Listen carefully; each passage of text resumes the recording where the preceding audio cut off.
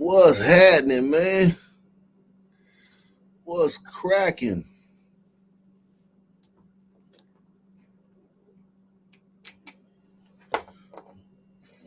What's cracking?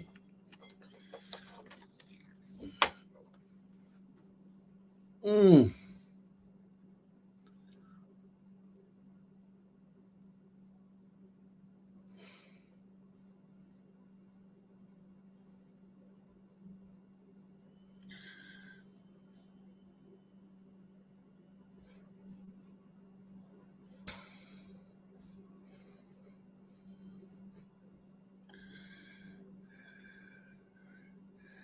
Lot going on, man.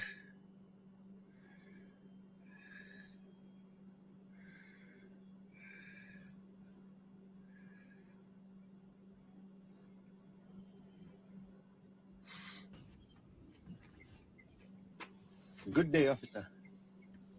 Where are you heading? Cocoa factory. You are aware there's a toll? No. But I can pay it. How much? How much do you have? Him too.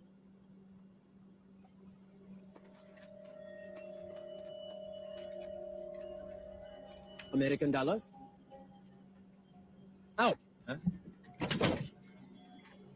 Casa Idu Akansa. Officer, what is the problem? Show me what's in the bag. Officer, Show me.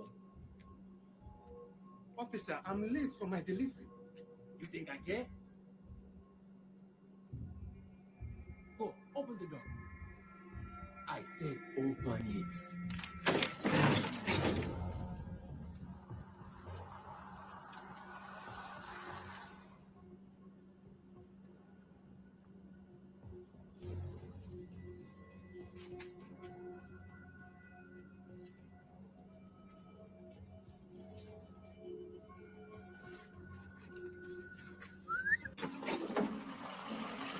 Delta, tough timeline for info at midnight.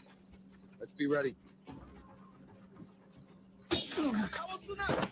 Bring him here.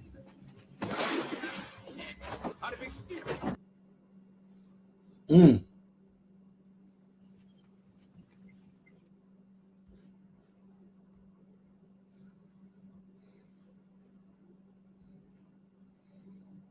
I don't understand how we got so toxic and just so divided and so bitter. And I get why sometimes people just don't want to pay attention to it. And we all have friends like that. We have family members who just like, it's all a circus out there. I get that. He doesn't know how he got so divided, man.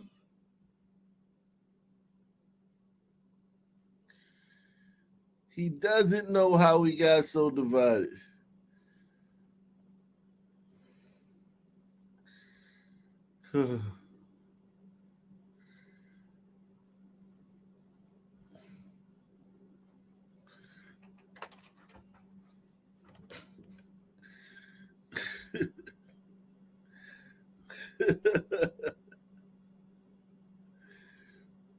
Salute to Eric Boatwright, man. So, another off-topic question. But how is this lockout going to play out, in your opinion? I think the lockout's gonna get taken care of. WNBA lockout, they'll take care of it. They know that they can't afford to miss any time. They don't have enough. They just got popping. They gotta keep serving that product up. There's no way they don't reach an agreement. No way. And since they chicks, the powers that be, the owners going to get them, more than what they deserve. But there's no way that they lock. No way. No way. They ain't that stupid.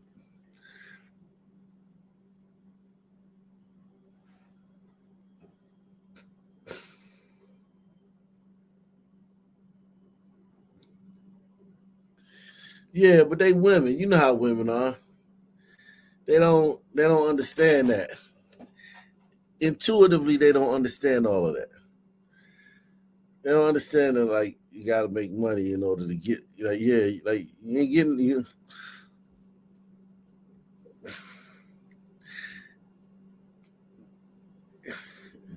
They'll give them more than what they deserve. I promise you.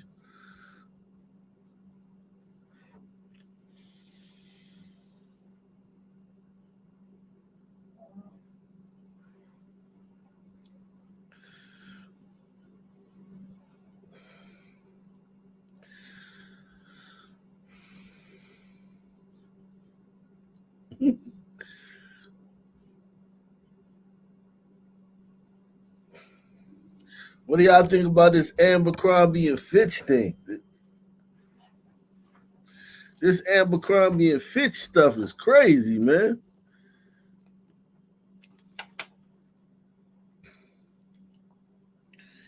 Abercrombie and Fitch.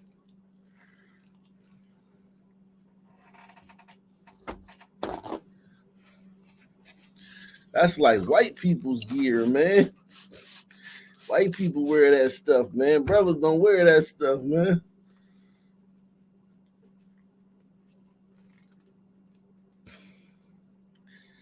Damn.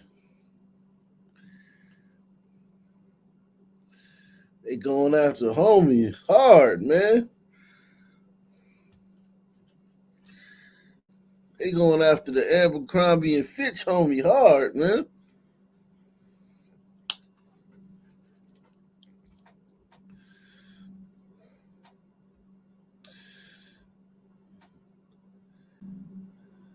My man he said, I can see either the league folding or they get overpaid. Nah, league ain't gonna fold.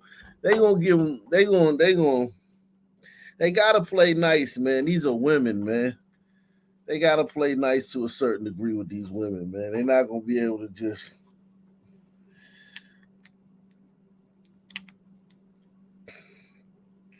They're not gonna be able to treat these chicks like they would treat some dudes, man.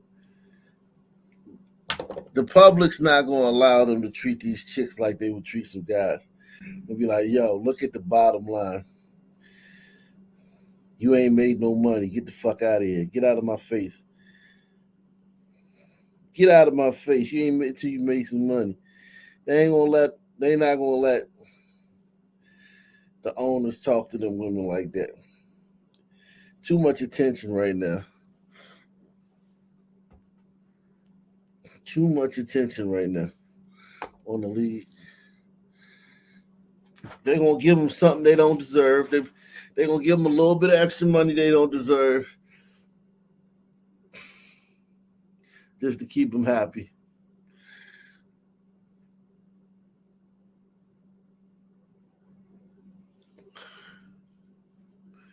I'm gonna do a video on that tomorrow, man. Definitely, man. Um,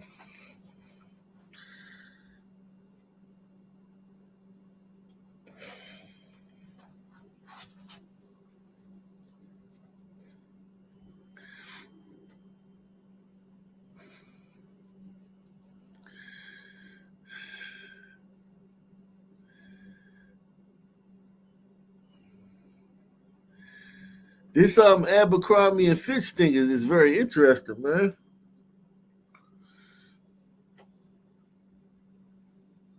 They taking down a lot of big wigs, man. A lot of big wigs is getting taken down, man, right about now. Let's look into that, man. Let's see what they doing. What they talking about? What's his name? Mike Jeffries.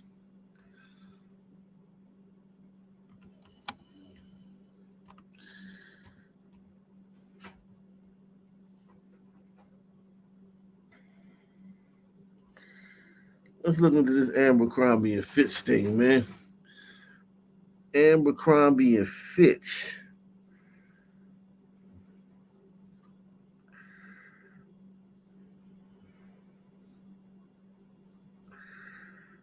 Abercrombie and Bitch. These motherfuckers have done. They have. And why is it always New York, man? Why is it always New York that gets the case, man? Um, Abercrombie was it Abercrombie.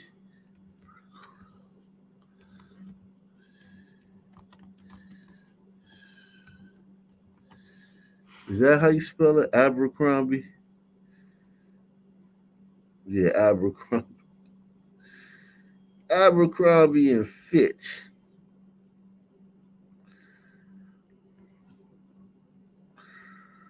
Today, with me today are James Dennehy, Assistant Director in charge of the FBI's New York Field Office. We have Deputy Chief Carlos Ortiz, Commanding Officer of the NYPD Special Victims Unit. And we have my office's outstanding prosecution team, Aaron Reed, Megan Farrell, and Philip Pilmar. We're here today to announce the arrest and charging of 3 defendants. Former CEO of Abercrombie and Fitch, Michael Jeffries, Matthew Smith, and James Jacobson on charges of sex trafficking and engaging in interstate prostitution. Powerful individuals for too long have trafficked and abused for their own sexual pleasure young people with few resources and a dream of securing a successful career in fashion or entertainment. To anyone who thinks they can exploit and coerce others by using the so-called casting couch system, this case should serve as a warning. Prepare to trade that couch for a bed in federal prison. The message from today's prosecution is clear. Sexually exploiting vulnerable human beings is a crime, and doing so by dangling dreams of a future in fashion or modeling or any other business is no different. My office and our law enforcement partners will always prioritize standing up for victims, no matter their gender and no matter how powerful the wrongdoers think they are. We will hold them to account. As we allege in the indictment, between 1992 and 2014, Michael Jeffries was the chief executive officer of Abercrombie and Fitch. Abercrombie was a widely known clothing retailer with stores around the world. Aspiring fashion models knew that a place on one of Abercrombie's iconic ads could be the ticket to success in the modeling industry. But while Jeffries was the CEO of one of the most recognizable clothing retailers in the world, he was using his power, his wealth, and his influence to traffic men for his own sexual pleasure and that of his romantic partner, Matthew Smith. The charging documents describe in graphic and disturbing detail We have officially stepped into the Men Too era. The Men Too era. violent and exploitive acts these defendants perpetrated, for which they will now face justice in a court here in the Eastern District of New York. So here's what's alleged in the indictment. Jeffries and Smith employed James Jacobson to act as a recruiter to find men.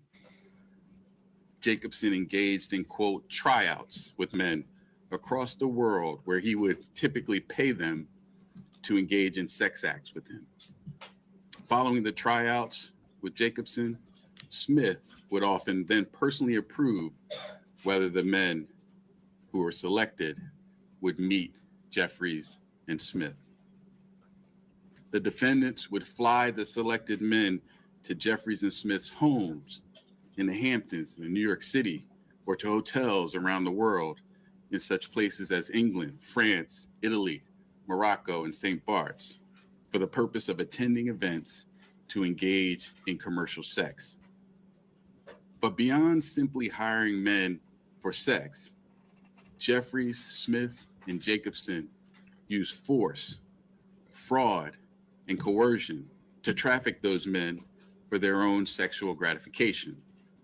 For example, as alleged, the defendants employed a referral system and an interview process that did not inform the men of the details of the sex events before they attended, including the full extent and nature of the sexual activity that would be required of the men at these events. They caused the men to believe that attending these sex events could yield modeling opportunities with Abercrombie or otherwise benefit their careers. Smith and Jeffries employed a secret staff to operate these sex events.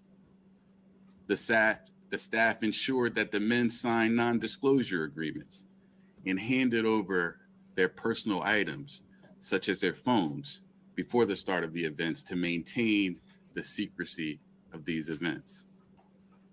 The defendants caused the men to believe that not complying with requests for certain acts, sex acts during the events, could harm their careers. The defendants pressured the men to consume alcohol, Viagra, and muscle relaxants known as poppers during the sex events. And they required the presence of staff during the sexual activity and ensured that the men did not leave the sex events until Jeffries and Smith decided that the sessions were over. Also, as alleged, on more than one occasion, Jeffries and Smith either directed others to inject or personally injected men with an erection-inducing substance for the purpose of causing the men to engage in sex acts the men were incapable of engaging in or unwilling to engage in. Additionally, the indictment alleges on more than one occasion when men did not or could not consent, Jeffries and Smith violated the bodily integrity of these men by subjecting them or continuing to subject them to invasive sexual and violent contact by body parts and other objects. As alleged in the indictment, Jeffrey, Smith, and Jacobson didn't just carry this activity on for a couple of occasions. Their sex trafficking and prostitution enterprise lasted at least from the end of 2008 until early 2015. During that period, the defendants hired dozens of men and transported them to New York and around the globe. They spent millions of dollars on a massive infrastructure to support this operation and Hit the maintain like button. its secrecy. Everybody hit that like button. This Come included on, smash the like. hundreds, thousands of dollars of cash for commercial sex, prolific amounts of money for staff to run the sex events, money for domestic travel, international travel, hotel rooms, services from a security company, and Jacobson's salary, among other things. Now, this investigation remains ongoing. Although there are 15 John Does identified as victims in this indictment, this interstate prostitution venture encompassed dozens and dozens of men. And I encourage anyone with information about this case, including anyone who was a victim of the defendant's alleged crimes, to contact the FBI. 1-800-CALL-FBI. Now, I want to thank. All right. So, yeah. Wow.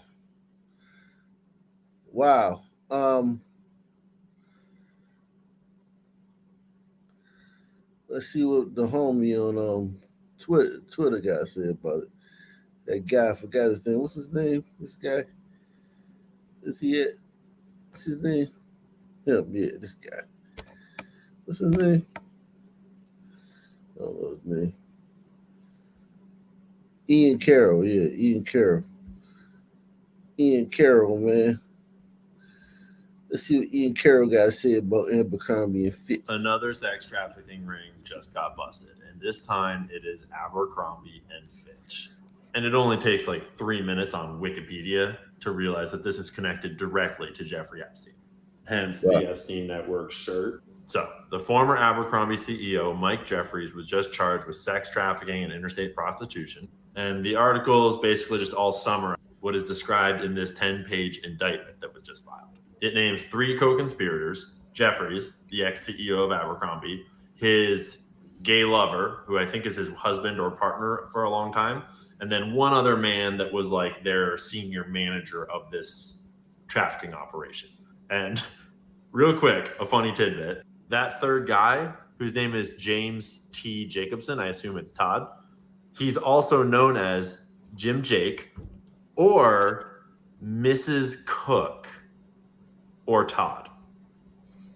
I wonder why they're calling him Mrs. Cook, giving shades of Diddy right now.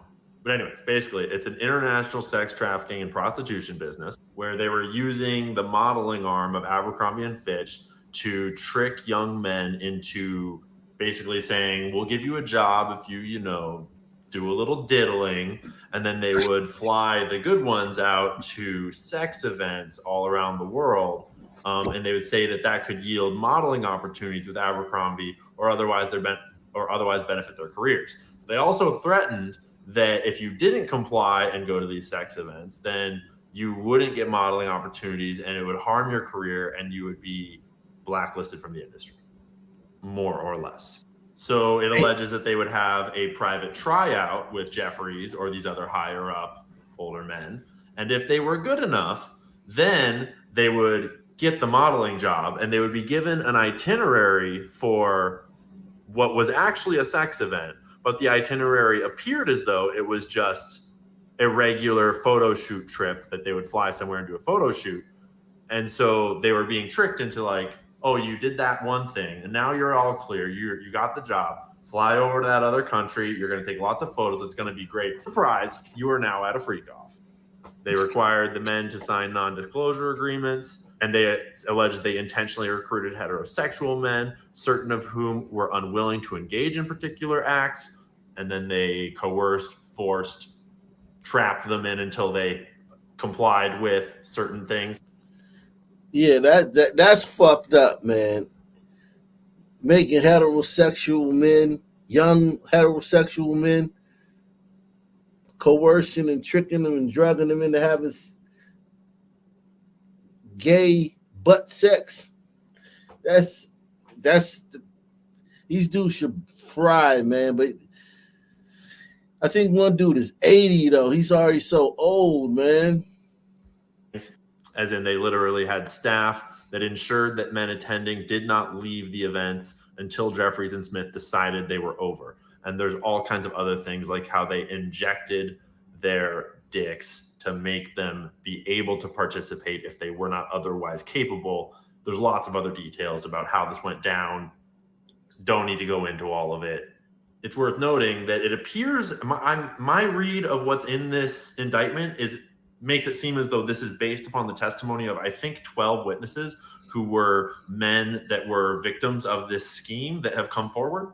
And so what is in this indictment is limited to what they saw and experienced.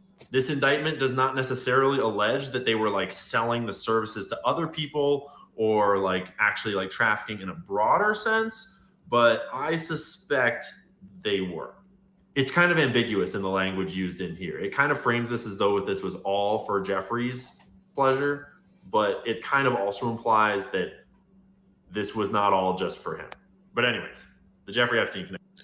Hit the like button, man. Hit the like button. Smash the like. Take the $5 challenge via PayPal, Cash App, or the Super Chat. Abercrombie and Dix. We got Abercrombie and Dix on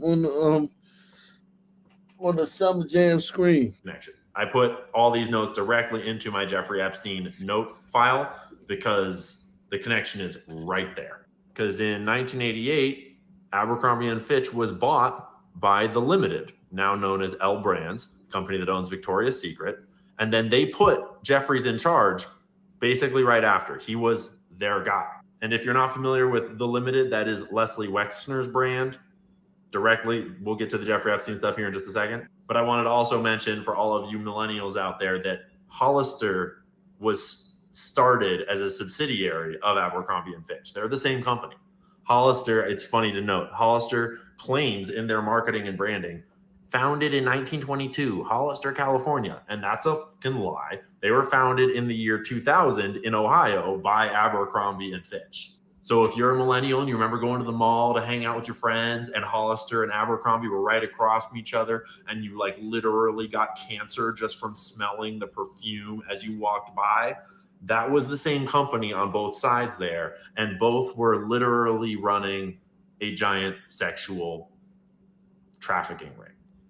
On behalf of Leslie Wexner, who put the dude in, like the dude who's just been charged was his guy, who he put in as CEO. Leslie Wexner was Jeffrey Epstein's boy. They were tied at the hip. They only mentioned Jeffrey Epstein 5 times on Leslie Wexner's Wikipedia page, and they try to kind of sterilize it to make it sound like it's like, oh, it was just like a little bit of money management, but no, it was not. I mean, he just retained him as a financial manager from that year to that year. It wasn't that big a deal. I mean, he only granted Jeffrey Epstein power of attorney over all of his assets, which, like, let's pause for a second and unpack what that means. That means that Les Wexner, the owner of Victoria's Secret and all of L Brands, including Abercrombie and Fitch, gave Jeffrey Epstein complete power over every single asset in his life. All of his billions of dollars, Jeffrey Epstein was allowed to send as much money as he wanted, anywhere that he wanted, at any time, without Leslie's oversight. He could open companies in Leslie's name. He could sell companies in Leslie's name. He had complete control over everything Leslie owned if he wanted to exercise it. Okay? And to be clear, this was a Mossad operation. This was an Israeli operation, just to be clear. Anyone who's still trying to argue that has clearly not done their research, and we can talk about that another time. I mean, for starters, right here in my screenshot, we've also got Ehud Barak, one of his other good buddies, who was his Israeli handler back in the days when he was trafficking weapons on behalf of Israel. That's when he went from banking into trafficking weapons, into trafficking young women and boys. So, like, Ehud Barak, the ex-prime minister of Israel, at the time, he was the head of Israeli intelligence. So anyways, a little bit more about Leslie Wexner, who owns Victoria's Secret, L Brands, and Abercrombie and Fitch, who put this guy in, and his demon, self-proclaimed demon possession. Because although they skim right over all the Jeffrey Epstein stuff on his Wikipedia page, but they at least mention this New York Magazine profile in 1985, where he talked about being possessed by a D-book, or however you say it in Yiddish, I don't know. The Wikipedia page is okay, but Whitney Webb did a way better job on this one. It's one of my favorite chapters from One Nation Under Blackmail, Volume 2. The dark side of Wexner's philanthropy, Wexner and his D-book. And Wexner self-identified. He was telling the story of how he was possessed by this D-book spirit that drove him to success. But a D-book in Yiddish folklore, as defined by Encyclopedia Britannica, a D-book is a Jewish folklore term for a disembodied human spirit that, because of former sins, wanders restlessly until it finds a haven in the body of a living person. Unlike spirits that have yet to move on but possess positive qualities, such as the Magid or Ibur, the D-book is almost always considered to be malicious, which leads it to be translated in English as demon. All kinds of other interesting bits here. So anyways, one of the most powerful Jewish philanthropists in the world, who was extremely tied to Israel, who basically founded what became Birthright Israel, as well as so many other pieces of pro-Israel philanthropy. He funded and put together the Jeffrey Epstein sex trafficking network, and then basically helped, gave Jeff Epstein everything he needed to manage it and to operate that. But not only that, he also, in addition to owning Victoria's Secret, I'm sure there's lots more to come out there, he also bought Abercrombie and Fitch and installed his guy in charge of Abercrombie and Fitch.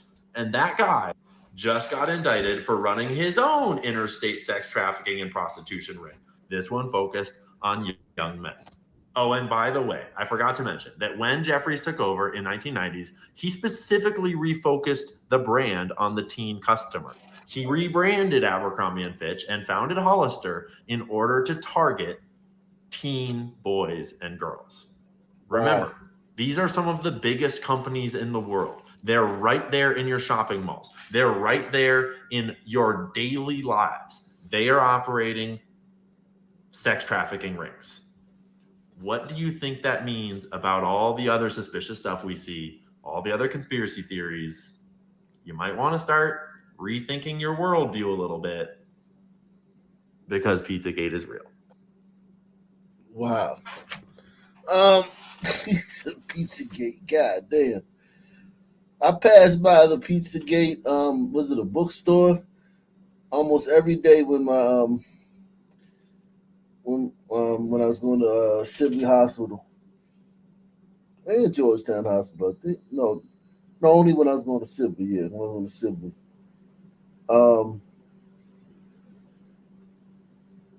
Georgetown. Yeah. I passed by it a lot, man. Passed by it a lot. Yeah, and when I was going to Georgetown, that's true. I'd never, it's just a little bookstore. I think it's just a little random bookstore. I think it's on Wisconsin Avenue or something. Connecticut, either Connecticut or Wisconsin, one of them. Bring up Pizzagate, man. Another sex trafficking ring. Everyone hit that like button, man. Everyone hit that like button, man. We in this bitch, man. Abercrombie and Fitch, man. Democrats get nervous, man. They like, damn, we gonna see. In order to steal this one, we gonna have to go hard to steal this one. This gonna be a hard steal.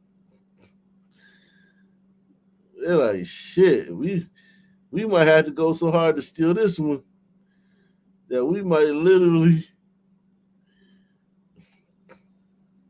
get caught this time, man. You lied through your teeth. For that, your feelings instead of Detroit. What up, though? So look, I wrote down a few things I wanted to say. I love you too. Thank you. I'm here tonight for a couple of important reasons. As most of you know, the city of Detroit and the whole state of Michigan mean a lot to me. And going into this election, the spotlight is on us more than ever, and I think it's important to use your voice.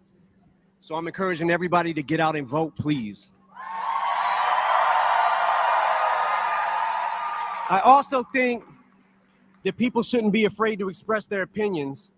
And I don't think anyone wants an America where people are worried about retribution or what people will do if you make your opinion known. I think Vice President Harris supports a future for this country where these freedoms and many others will be protected and upheld. And here to tell you much more about that, President Barack Obama.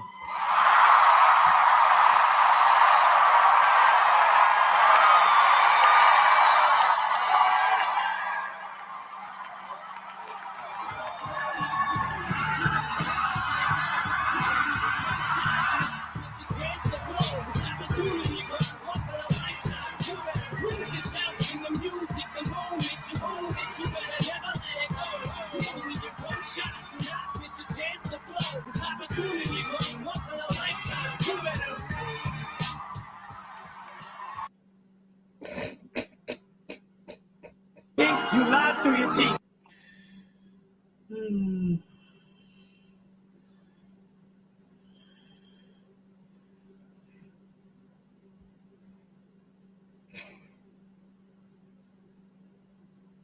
And I just wonder for anybody who heard that, like what they thought of that. Deeply offended. I was deeply offended. And it felt like a moment where it's like, you N-words better get in line and do what we say. And it felt like him as the czar of the Democratic Party coming down to say, go get these N-words in line. And the general tone of it was disgusting. It was abhorrent. I don't respect it. I didn't like nothing about it. And Kamala, 2 days after that, is like, we love our black men. We have programs and things that we're rolling out for them, and she rolled out policy. Good cop, bad cop. You know, because I'm tired of the good cop, bad cop. I'm tired of it. And I just wonder for it's a good cop, bad cop. Yeah, free weed, man. Free weed for all the brothers, man.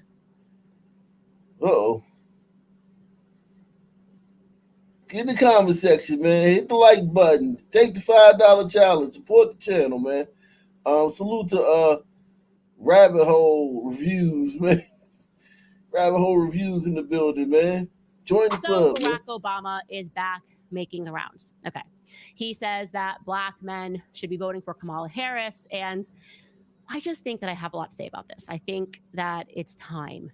It is time, Black America. It is time for us to revisit Barack Obama in general. I have to always remind you guys, like, I was a liberal or left-leaning. I never actually voted for Democrats, but I, too, thought that anybody that was saying anything about him was racially motivated. I cried the night that Barack Obama won. But I want to be clear. I've grown up since. I've got 3 kids now. I'm married. I'm seeing the world through a different way. I realize what the media is, and I realize how they really do think that Black people are. Damn, she got 3 kids. That happened quick, man. She had like 3 kids in 3 years, man. Popping out the melungeons, man. She a melungeon factory, man. Stupid. And in the retrospect, there were definitely some very weird things about Barack Obama. For example, and this is just a fact, back in 1991, when Barack Obama was completely unknown to the public, he was working with a literary agency that was named Acton and Distal, okay? They were tasked with promoting his first book, which was a book that was meant to be entitled Journeys in Black and White, which actually never wound up being published. But in anticipation of his book being published, they were promoting Barack Obama and other authors that were on their roster, and they promoted them in a booklet, which they distributed to people in the publishing industry, like, hey, here are our authors that we want you to publish. And in the booklet, they included a biography of all of their clients. And this is the biography that they included of Barack Obama. Okay, take a look here. It says, this is real, 100% real. Barack Obama, the first African-American president of the Harvard Law Review, was born in Kenya and raised...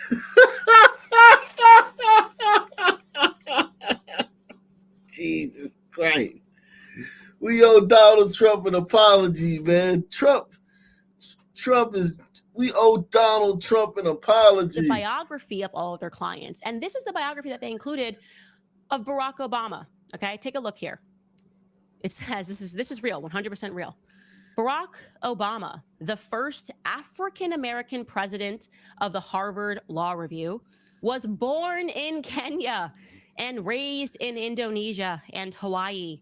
The son of an American anthropologist and a Kenyan finance minister, he attended Columbia University and worked as a financial journalist and editor for Business International Corporation. Blah, blah, blah, blah, blah, blah. Okay. So the whole... Wow, he middle class, just like us, man. The son of an anthropologist and a finance minister, man. Wow.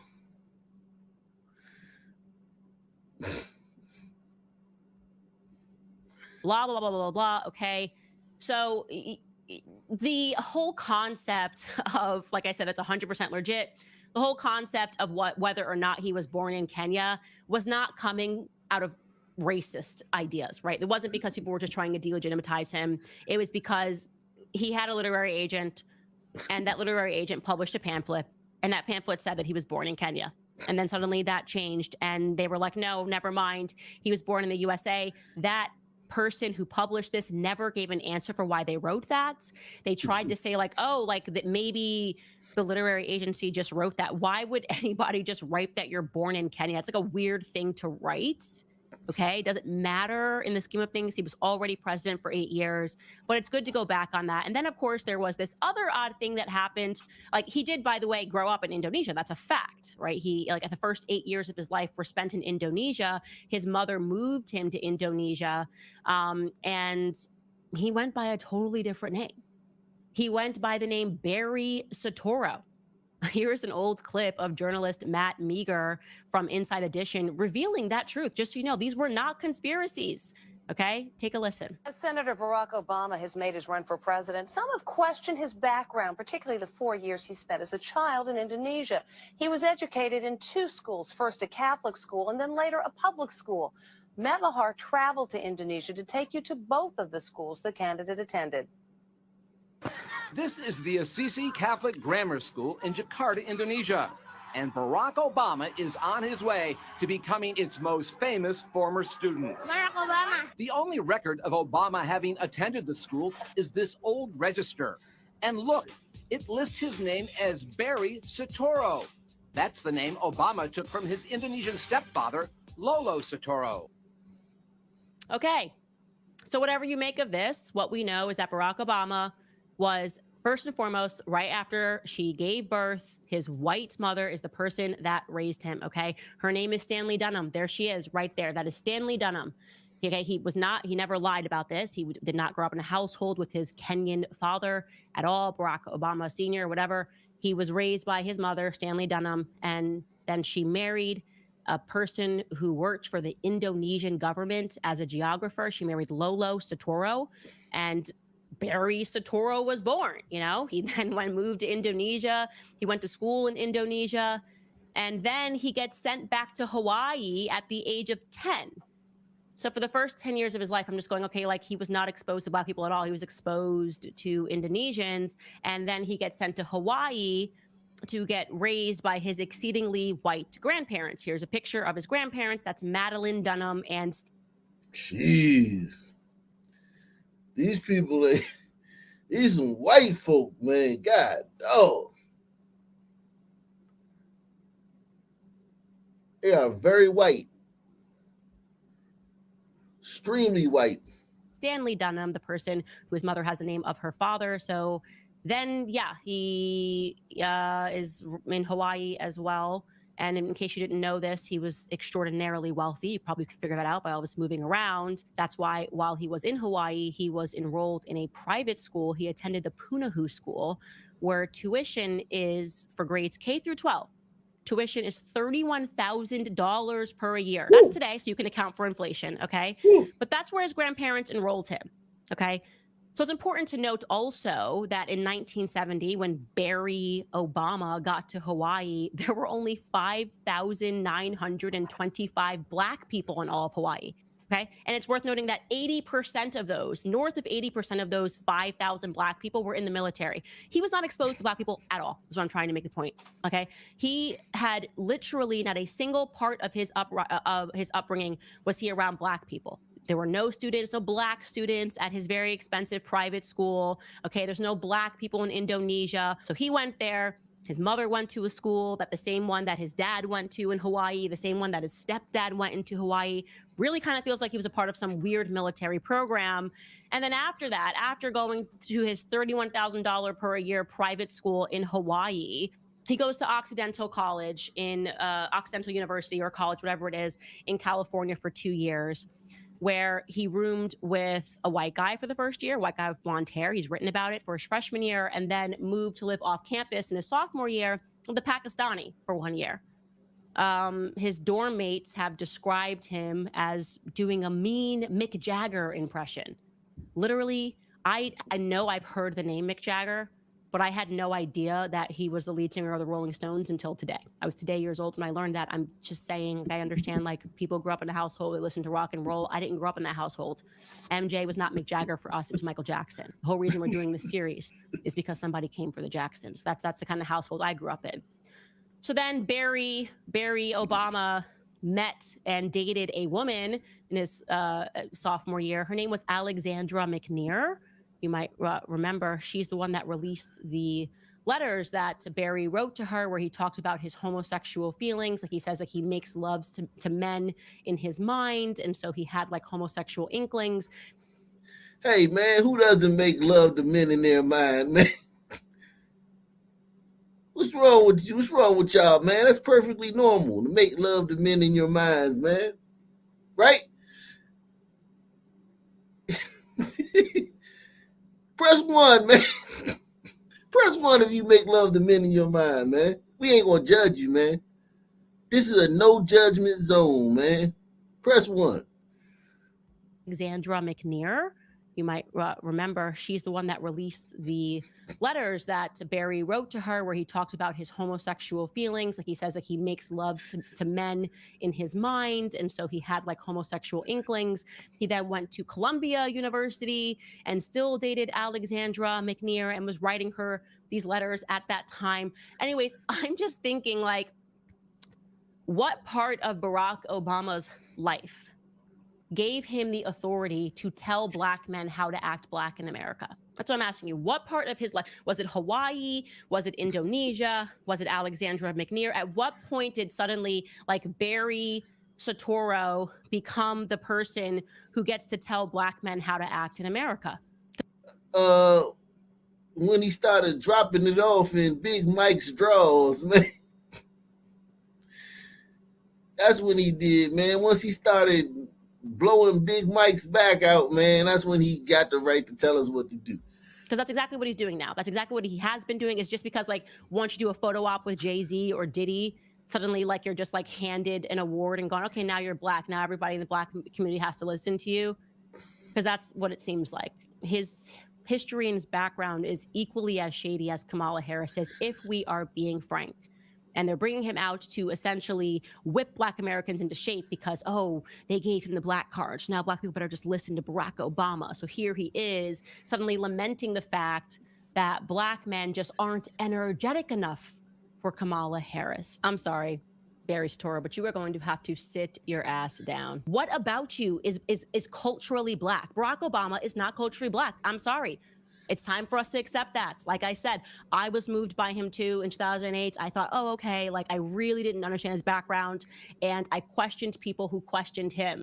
But we have to just come to terms with the fact that we have been being played by Democrats for a very long time. And the reality is he is just as shady in terms of his background as Kamala Harris. I am a firm believer that they are breeding politicians. His background is almost too similar to Kamala Harris's in terms of literally no relation to the black community, having so much wealth, and then as if they went through a school of what it is exactly that they should say to relate to the brothers, to relate to the brothers, to relate to the sisters. I am actually very happy that black men seem to be taking a larger leap away from this. I hope that black women will follow suit and recognize this, to see how ridiculous it is that a woman who is saying she's washing greens in a bathtub and a guy who's suddenly calling black people brothers, despite having literally no introduction to what it means to be culturally a black person in America. I hope that we all can become awakened, but I'm very grateful that black men seem to be holding the line. Like I am with that one.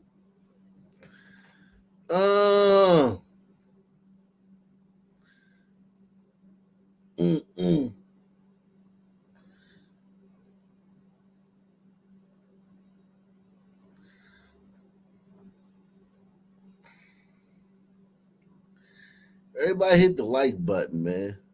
Smash the like button. Come on, guys. I shouldn't have to tell y'all that every show, man. Smash the like button. We trying to get 200 likes in this bitch, man. We shouldn't have to say this every single show, man. Smash that like button.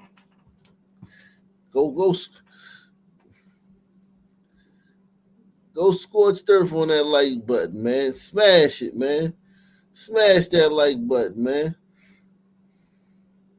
I took a nap today, man. A long nap. I should be good to go, man. I should have my energy up, man. I woke up at like 2 today. I got up, got my daughter ready for school and all that stuff, and then I went back to sleep at probably like 10, and I slept till like 2. I don't think I went to sleep at like 9:30 or something. Slept till like 2. I got made up for a lot of sleep, man. Hit the like button. Take the $5 challenge. Everyone right now, take the $5 challenge, man. Let's go, man. Shout out to Pamela Henderson, man. Pamela Henderson, man.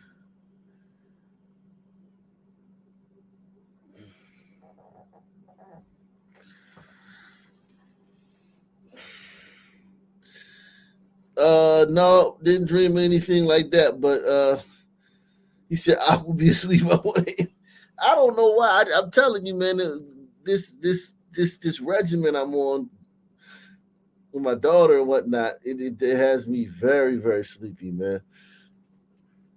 Very, very sleepy. I just be tired in the morning. I be tired. By the time the show comes on, man. By the time the show comes on, man, I'd be tired, man. I didn't used to fall asleep this much, man. I fall asleep like once a month or something like that.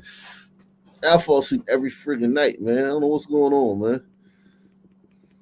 No idea what's going on.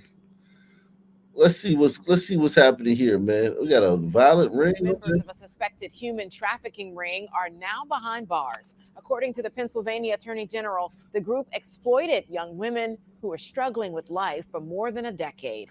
Action News reporter Becca Hendrickson looking into the details here live at the AG's office in Center City with more. Becca.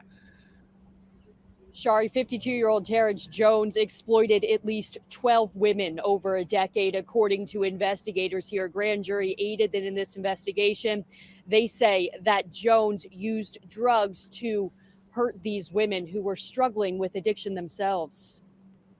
This is 52-year-old Terrence Jones. Pennsylvania's Attorney General Michelle Henry says for more than 12 years, he ran a human trafficking ring in Philadelphia, the suburbs, and South Jersey. Took advantage of young, vulnerable women and exploited their suffering to line their own pockets. You know what? A lot of this stuff was just pimping, man. This was just regular shit back in the day, man.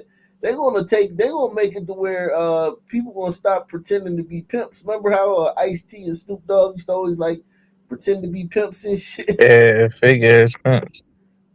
Yeah, man, it's gonna be them days is over, man. You get in trouble for this shit, man. This is normal shit. You find a little broad, runaway broad, get some, G her off and shit, and you have her start turning tricks, man. That's like stuff that's done all the time, like literally in the ghetto and trailer parks and Appalachian. All around the world. Yeah.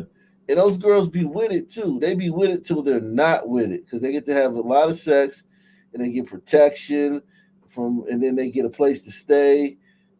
Those girls be with it till they're not with it no more. Yeah, I just hate I just hate how it's always framed like they're getting taken advantage of. They can't they never just came to the conclusion like, yo, I want to be on my back, get plowed out by the entire Third Reich, by goddamn that Noah's Ark, motherfucking the entire Philadelphia.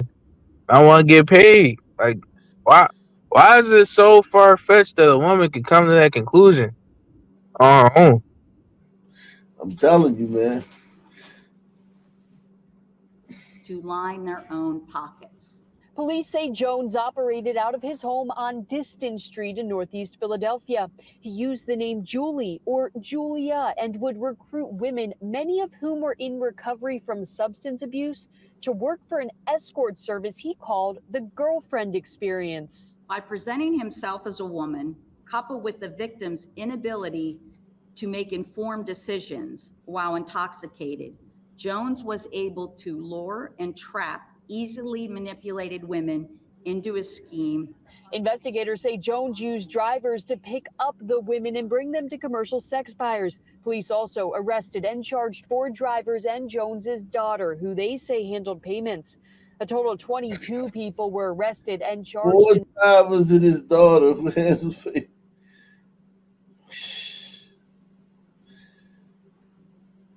This is like, listen, I'm not trying to sit here and act like this is probably not a crime, but this is something that I've done stuff like this. I know people done stuff like this.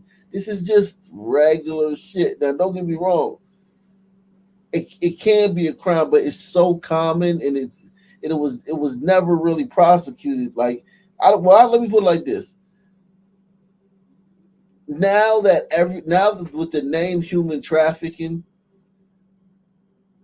this used to be called pimping and pandering. That was literally the charge, pimping and pandering, right? Now with the name human trafficking, it makes it seem worse than what it really is. Yeah. Think about that. Yeah, it's a way to stigmatize it and to completely remove accountability on the woman. It's like, yo, she's getting trafficked. Like when you say someone's getting trafficked, it's like they're getting forced to do things. Yeah. Yeah. She ain't a human. She a hoe, man. Yeah, she's out here getting trafficked to people. She's not out here on the blade soliciting penis for monetary favors. Salute to Charles, man. He says Barry was born in overseas and Barack was born in Chicago. Yeah, that's facts. Barack was born in Nah, Chicago. I think Facts. Barack got born in that dorm room when he had that white dorm mate. They probably was getting a little race play popping. That nigga said, "Nigga, your name is Barack now." Slapped him on the ass, pulled that whip out, called that nigga Barack. So basically, Trump and Barack were both right about his birth. Facts. Trump is owed an apology, man. Investigators say Jones used drivers to pick up the women and bring them to commercial sex buyers. Police also arrested and charged 4 drivers and Jones's daughter, who they say handled payments. A total of 22 people were arrested and charged in relation to this ring. 22. Police say in several cases, Jones himself assaulted the women at his home. To use the bodies of these women for their own profit. People who live on this block say they had no idea Jones was running this trafficking ring out of his house. You really never expect this from your neighbor. You expect it from maybe someone farther around. Like, you just never expect it to be someone you sleep next to, live next to. It's heartbreaking, honestly. I got this tiger shook. And the Attorney General's office also says it charged 16 commercial sex buyers in this case, saying it made it a point to charge these buyers in order to cut off the demand. They're called Johns, man. Sex buyers. Like, big ass terms, man. And let's really talk about it, man. Women indirectly trade their sexual access for all types of shit. Dates. Take me out on a date. Oh, and you can't take me to the cheesesteak factory or goddamn Maggiano's. You gotta take me somewhere really, really nice, and you gotta pay for it. Yeah, what do you call that?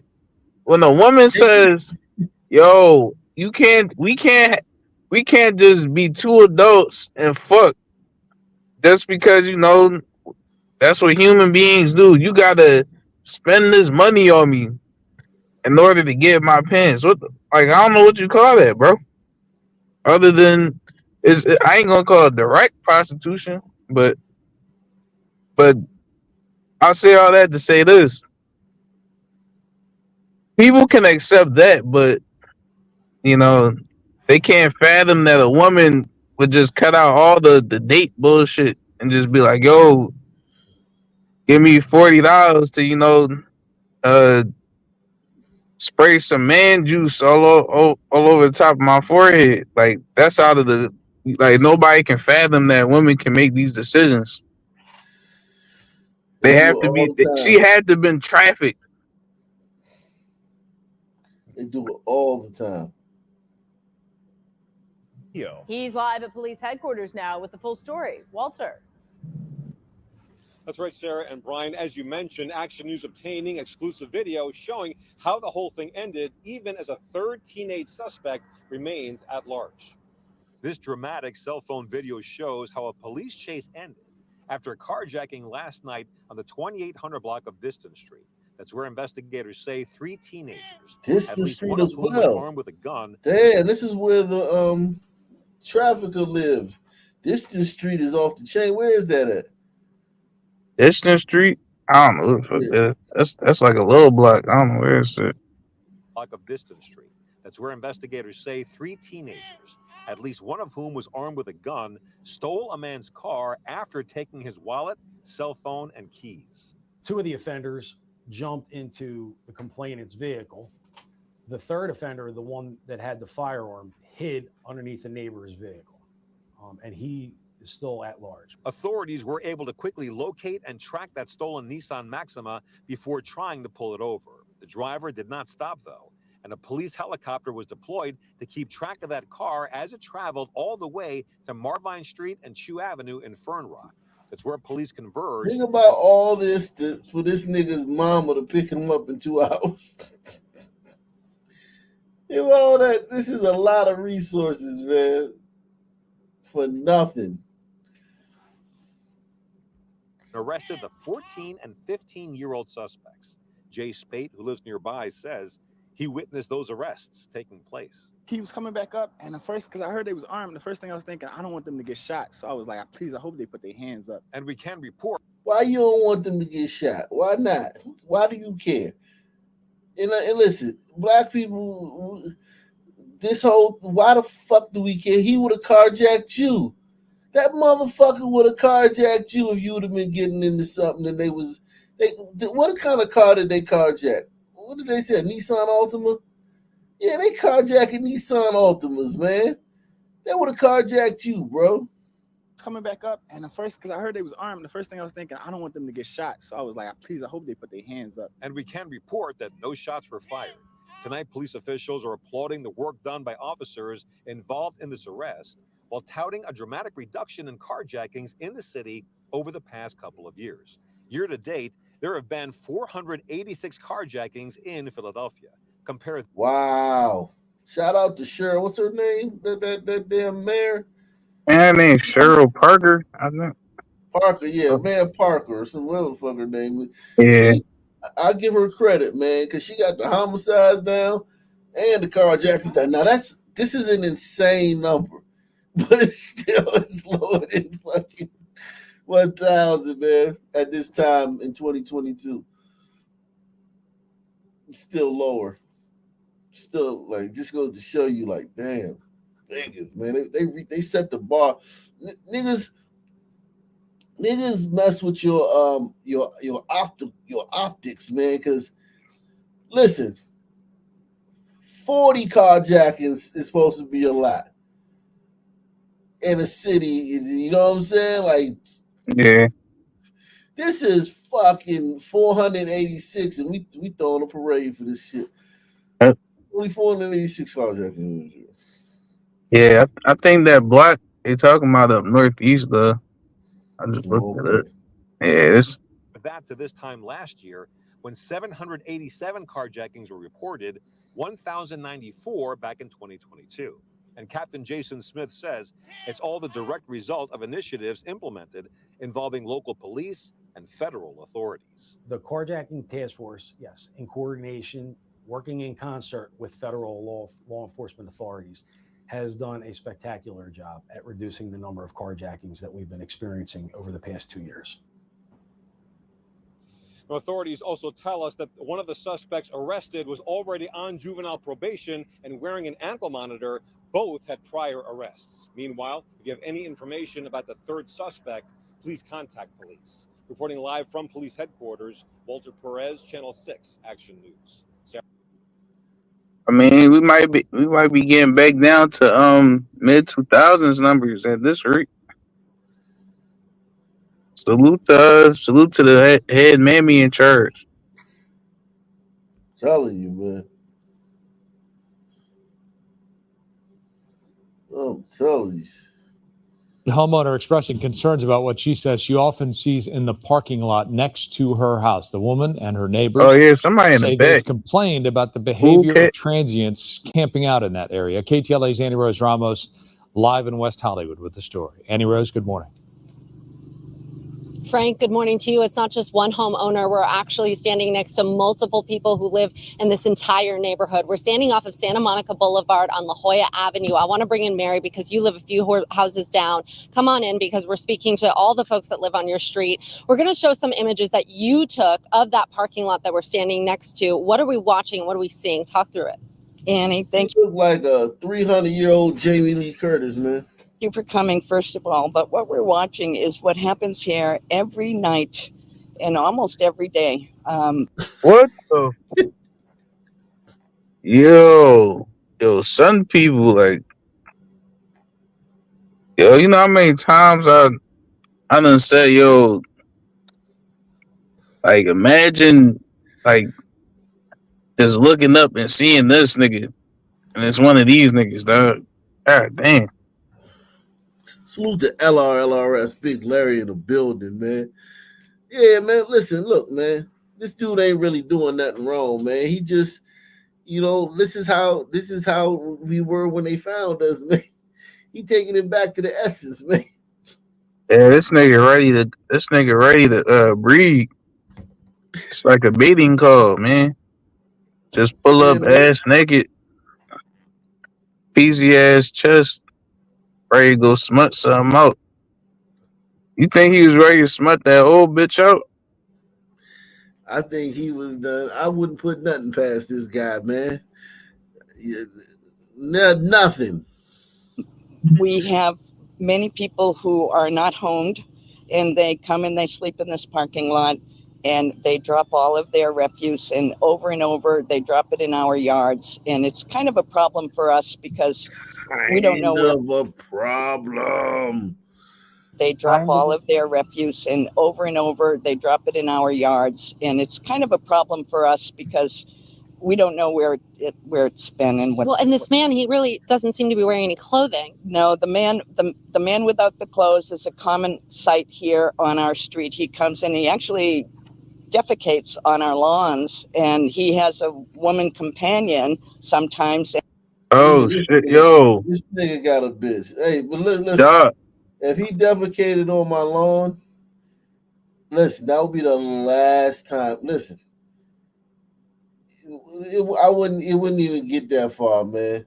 It wouldn't even get that far. Before he even thought about defecating, he would know that this was a no defecation zone, man.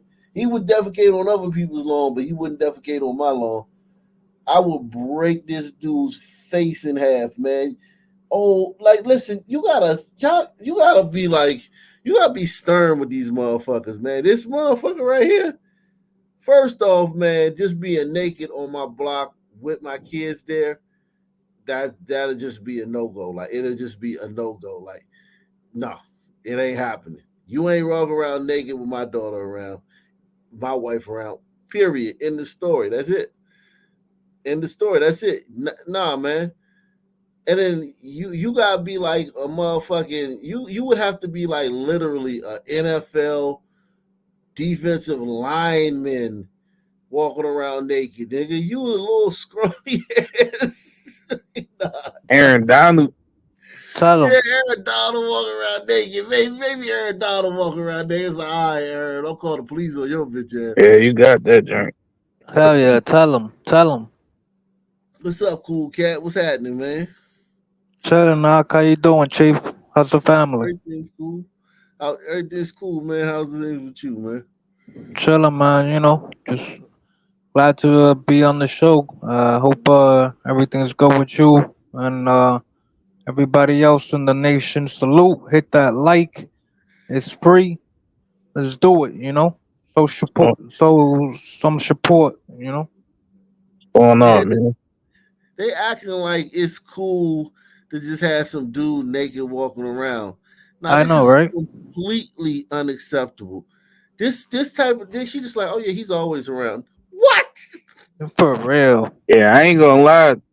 If her saying that, now I'm like, yo, the granny probably wanted to smother out. Like he ain't putting the right pressure on her, dog. She too comfortable with this naked Harambe just running around the neighborhood. Man. Hold on, you said naked. You said naked Harambe. And they drop all of Cold.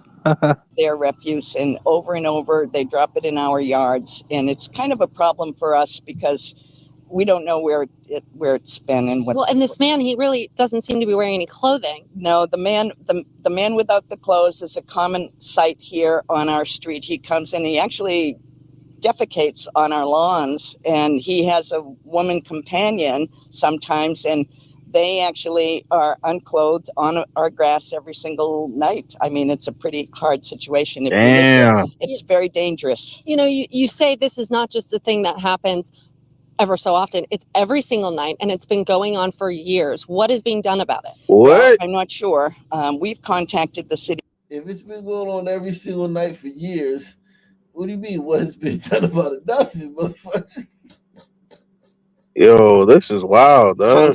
This the thing right here, like you don't. She don't know. She don't got no no. She don't got no brothers or uncles or nephews that know some son men that just trying to make a couple dollars. Because I mean, you could get some little teen son men to clear that out quick. Some little teen son men come over there and give them about about $500, man. You, nah, Not even that, but yeah, you overvaluing the shit out of them services, nigga. Get that nigga yo, an A. I'm trying to, you know what I'm saying? I'm trying to get it like done expeditiously, right? Like, like, yo, man, give them little niggas, you know, well, $500 for the whole crew, man, and just tell them to, tell them to make sure that these people leave. A little crew of some men to go over there, and you wouldn't have no more problems anymore, man. I wonder if his lady friend is like ass naked too, like two ass naked apes just running around taking dumps on your front lawn. Just give them a double weed. They'll fucking get the message. Yeah, man, you gotta be resourceful. If the cops can't do nothing, the cops probably can't do nothing because they're homeless, and these people got privileges because they're homeless and shit. And it's California and all that woke shit. Get some sun men to handle that shit. Sun teens. We've contacted the mayor's office. We've contacted the sheriff time and time again, and they don't respond. I sent you a photo of how many times I called the police one day, starting at 6 a.m. when I go out for my coffee, and at least 7 times, and no one came to help us. We've seen some of these security ambassadors. We saw them earlier this morning. They wake the folks up who are sleeping here in the parking lot, and they kind of move them down. Is that not sort of effective in order to help? This is new. The security ambassadors never came before. I went to City Hall this past week, and I sat with the assistant to the mayor, and I explained everything to her, and now the security ambassadors are coming to wake people up to get them out of here. But that's not the issue. One morning at 4 a.m., I had to go to the airport, and a man with a hood came and chased me to my car. These people need to do something about making us safe. All the other streets are safe. We are not. Mary, thank you so much for your time. I appreciate it. We know that a lot of these residents that we've spoken to this morning, they're going to be meeting with the mayor. They're going to be meeting with city council in order to figure out a better way in order to address this situation that's been going on for so long. Reporting live, I'll send it back to you guys in the studio. And authorities Now, are searching for suspects after. Is that some of that their white privilege I keep hearing about? Yeah, exactly, man. That's exactly what it is. She's privileged. Yeah, she's privileged. She's supposed to Meantime, be today we're dead. getting new information about. Yeah, she's I mean, we all know that the one in danger is that brother. Really, if that glider uses her tears and weaponizes them, it's OV. Yeah, man. After 3 years of not doing nothing, those cops are gonna really have a lot of pent up aggression when they finally do get them right. Meantime, today we're getting new information about an arrest connected to this video where a valet was being attacked in West Hollywood. Detectives are now saying this was part of a string of violence in that area. NBC4's Camilla Rambaldi joins us live after a news conference just wrapped up. Camilla. Annabelle, good morning. The LASD says the man arrested in connection to the Barney's Beanery attack, identified as Dorian Gray, is also being linked to 4 other separate alleged attacks that happened on the same night. In a news conference earlier this morning, the LASD says there were 5 alleged attacks involving 7 people on the night of September 14th on Santa Monica Boulevard. The LASD says the attacks happened in a 10-minute spree One of those attacks includes the vicious attack of 51-year-old Efrain Zarazua, who was a longtime valet at Barty's Beanery, known by friends as Frankie. Sheriff detectives say Zarazua was kicked numerous times in the upper torso and head and knocked unconscious. The LASD says he is now back home recovering after being in the ICU. Detectives say the conditions of the other people attacked range from bruising to facial fractures. The LASD says 28-year-old Dorian Gray was arrested on Friday, October 18th, and booked on suspicion of attempted murder, battery, and assault with a deadly weapon. This is a pretty horrific series of events that occurred. Wow. Dorian Gray. Wow.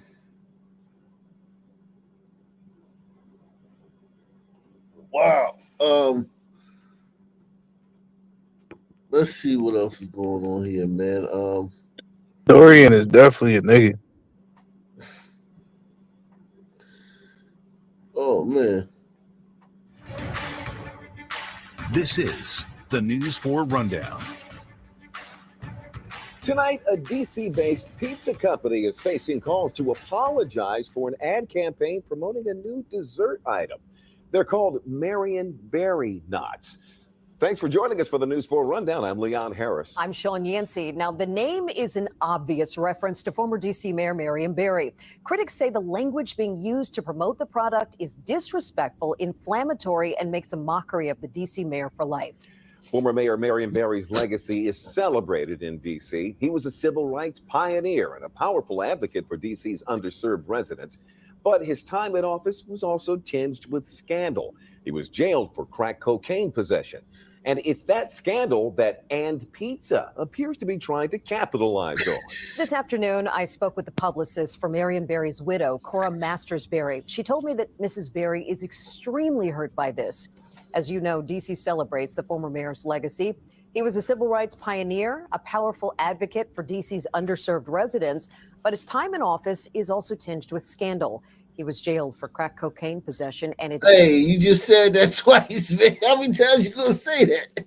We get it, man. He did some crack, man. He was in them streets, man. He was crackhead.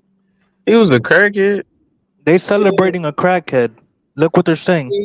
He was a crackhead while he was the mayor, though. He was the mayor while he was addicted to crack cocaine while being the mayor.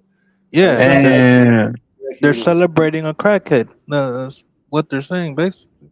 Yo, that's like a W for all crackheads. You could be a crackhead and be mayor. Definitely. He was an addict, man. He was on drugs, man. But he was still the mayor, and he's mayor for life, and he's very well respected in DC. And he's kind of like, he's like our George Washington, man. Like a crackhead is your George Washington? Yeah. I mean, you want to call him a crackhead, that's like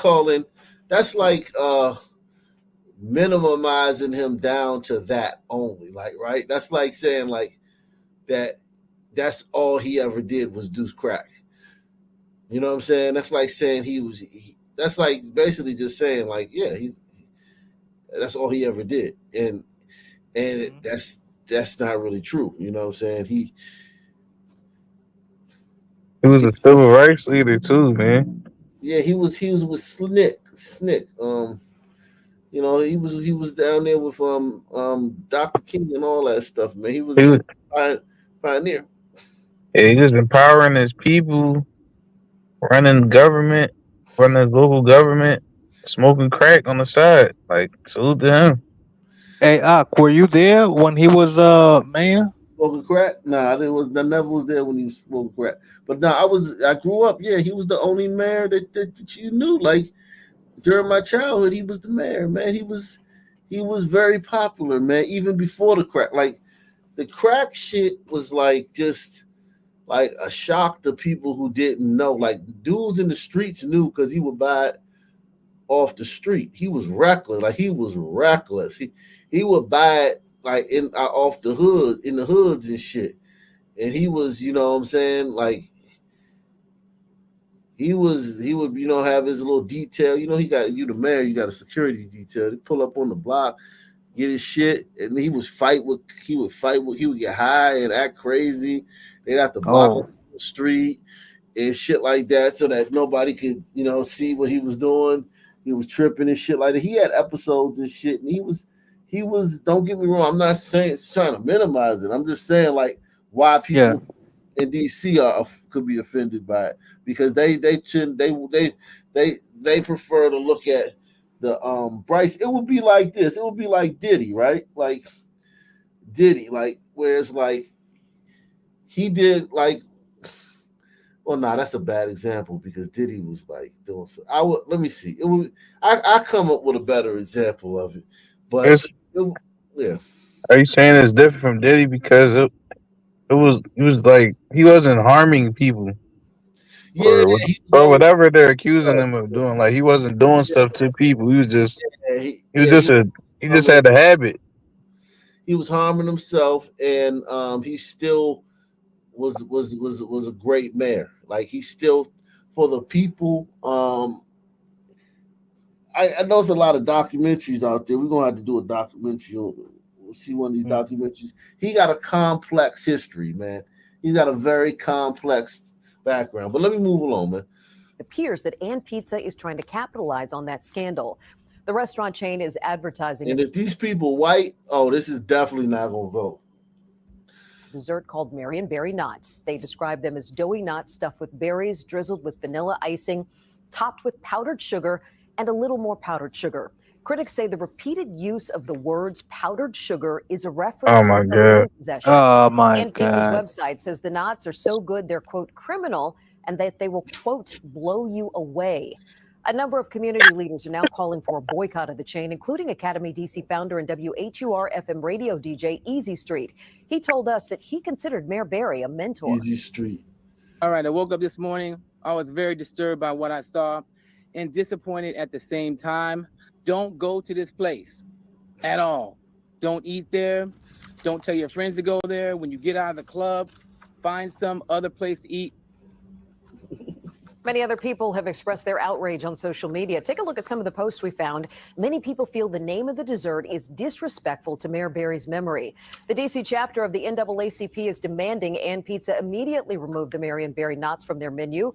The president of the chapter released a statement that said, in part, Marion Berry deserves to be remembered as a pioneer for economic development, Black business empowerment, and as the mayor of the people. We call on the community to demand And Pizza right this egregious wrong. And Pizza quickly released a response that said, we're talking about a Marion Berry that's spelled with an E. It's delicious. We can't wait for DC to try it. By the way, the knots are listed as a limited time offering. And Pizza is based here in DC and has dozens of locations from Virginia to New York State. But the Marion Berry knots are only being offered in the DC region. I'm sure we're going to have much more on this story as it continues to develop. Clearly, it was a reference to DC's former mayor, not a berry that they're talking about. Yeah, and there's no explanation for the use of the word criminal in the promotion of it. Absolutely. I mean, it's clear exactly what they're talking That's about. absolute trolling. All right, folks, we want to hear more from you.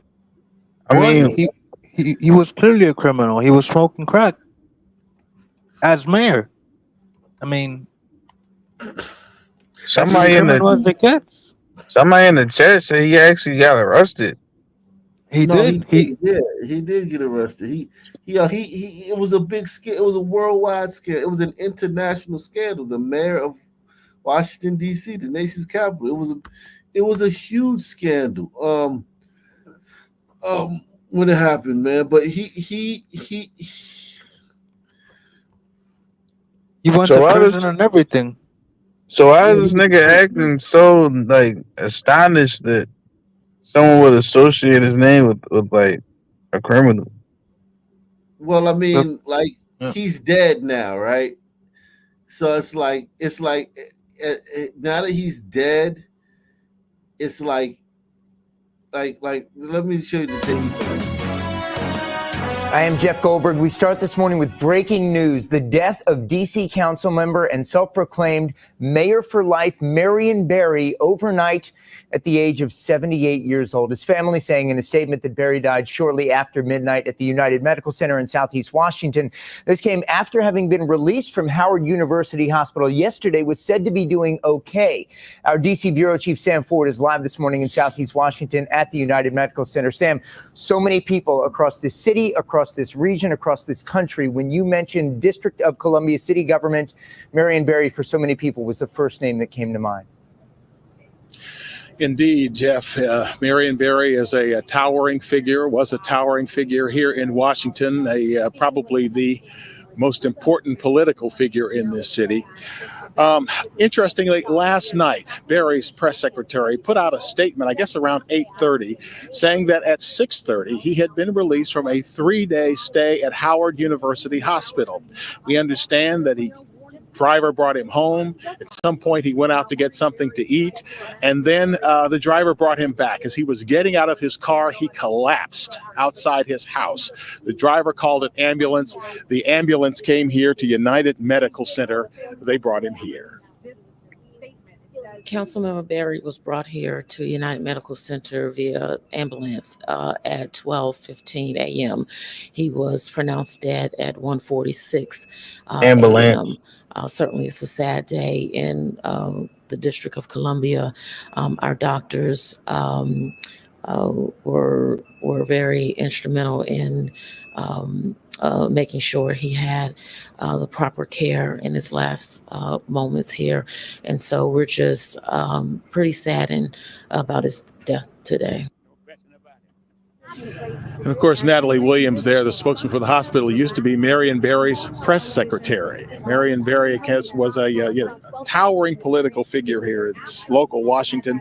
He moved here in the 60s with the civil rights movement, and he stayed. And we're going to take a look back at his life. This city is better off now because of my leadership. The city paper once called him DC's mayor for life, and in many ways it was true. Even when he did not hold the actual office, he dominated the city's attention as no other figure. Marion Barry moved to D.C. from his hometown of Memphis in the 19... Looked just like his son, except he dark-skinned, man. That looked just like Chris Berry, man. Wow. 1960s. He had been a civil rights activist, a member of SNCC, the Student Nonviolent Coordinating Committee. College kids who sat in at lunch counters to protest policies that refused to serve blacks, and occasionally they were attacked by angry whites and arrested. Barry called it public service. I spent over 30 years of my life since 1960 giving it to the public in the civil rights movement. Arrested some 2 or 3 dozen times. After the assassination of Dr. Martin Luther King in 1968 and the massive riots in Washington, Barry emerged here as a high-profile community activist running a black self-help group called Pride Incorporated. From there, he was elected to a less than satisfying school board post. They're reactionary, and you have to just try to figure out how you get some power in this town. Barry was next elected to city council, and an incident in 1977 rocketed him to prominence. A radical group called the Hanafi Muslims took over the district building, D.C. City Hall. And in the chaos, they shot then at-large council member Marion Barry and news reporter Maurice Williams, who was killed. The city negotiated an end to the takeovers, and Barry survived. Well, I wish it hadn't rained on our parade, but on the other hand, that's good luck. You don't remember the Hanafi? Yeah, that they the ones who killed they killed 7 people at Kareem Abdul-Jabbar's house in Washington D.C. too. They was some Muslim niggas from Philly, some wild motherfuckers. Called the Hanafi Muslims. Huh? I said, oh shit, I never heard about them before. Took over the district building, D.C. City Hall. And in the chaos, they shot then at-large council member Marion Barry and news reporter Maurice Williams, who was killed. The city negotiated an end to the takeovers, and Barry survived. Well, I wish it hadn't rained on our parade, but on the other hand, that's good luck. The following year, Barry was elected mayor of Washington, D.C. He pulled an upset and would remain mayor for 16 of the next 20 years. The early Barry years were marked as a time of progress for D.C. black business that saw its share of city contracts soar from single digits to more than a third. He guaranteed all D.C. youths who wanted them summer jobs.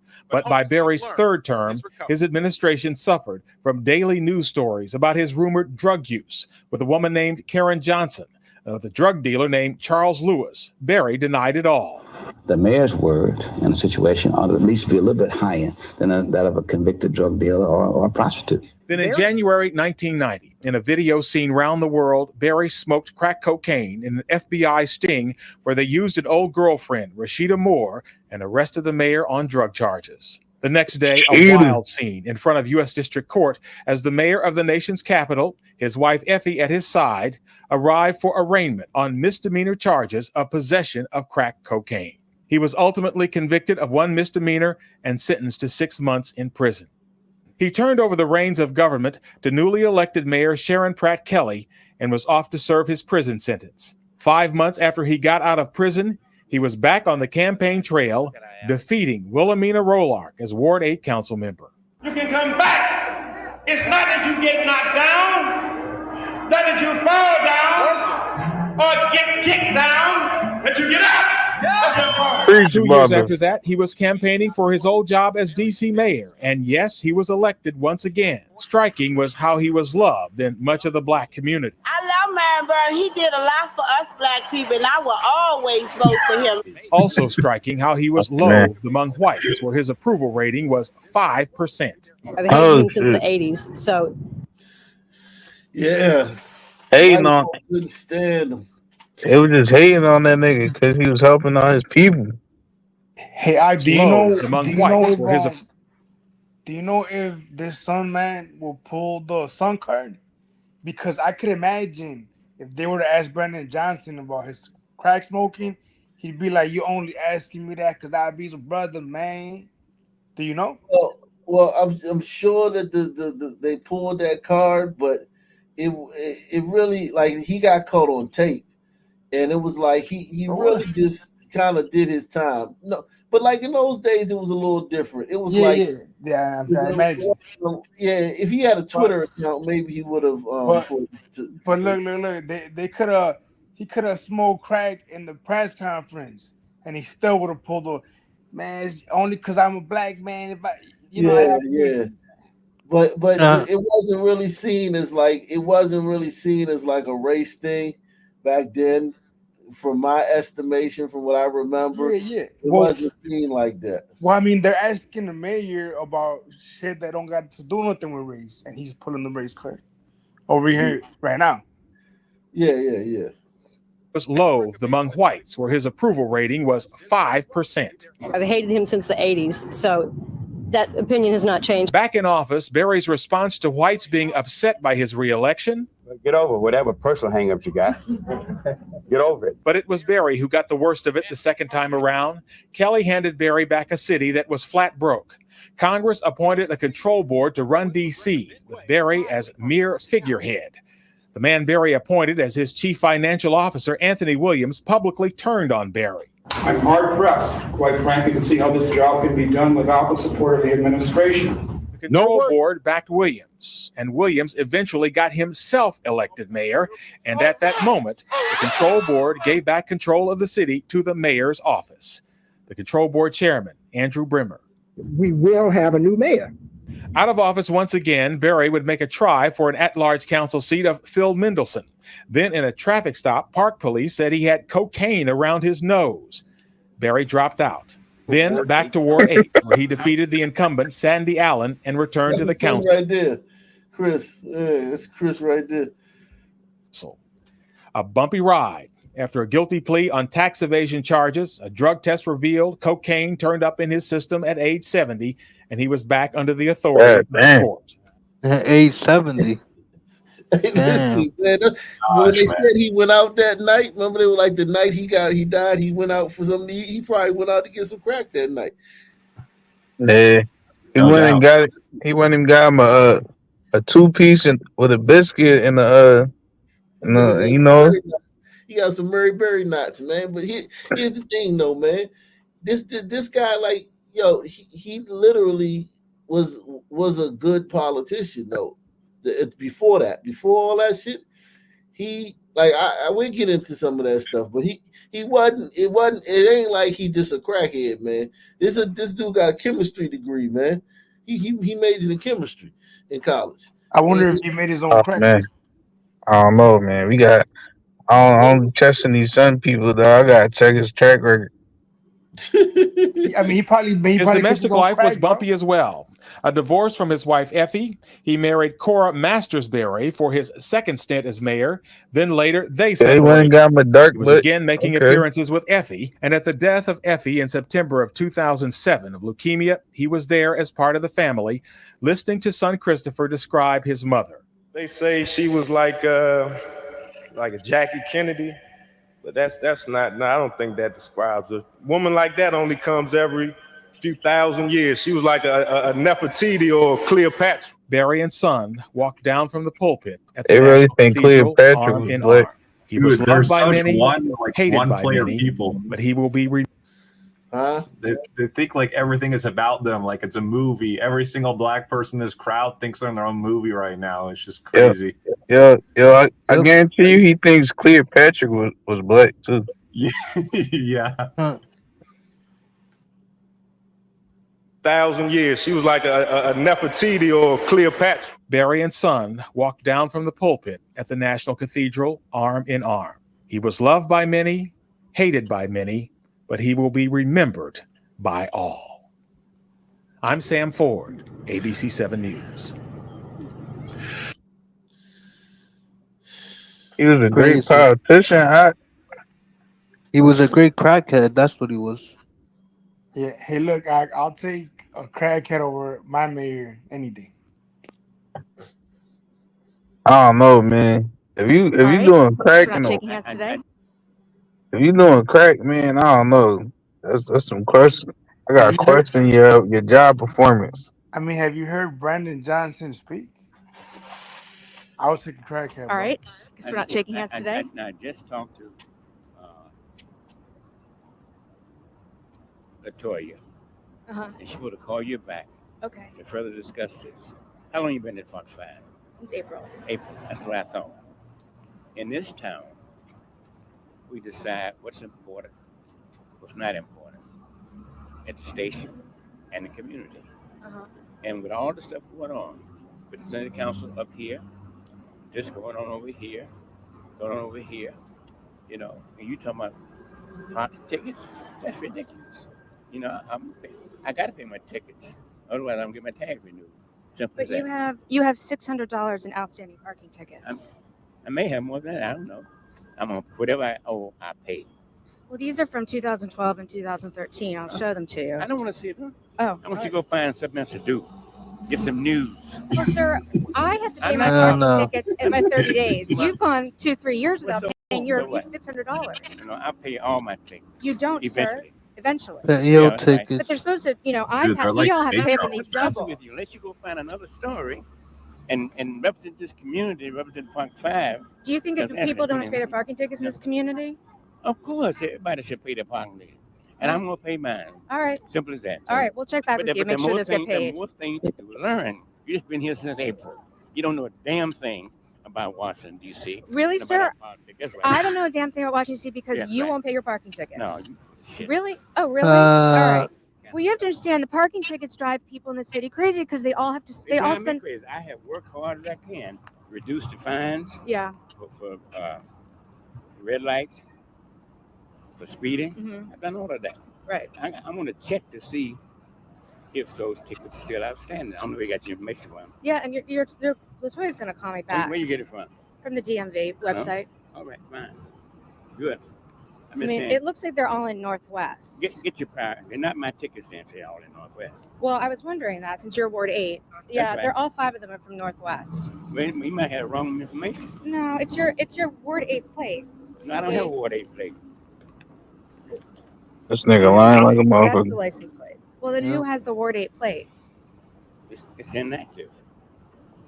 It's inactive. This is kind of like bullshit, though. Running up on him like that over some parking tickets. Like, bitch, all right, bitch, you trying to grandstand. You trying to make a name for yourself, bitch.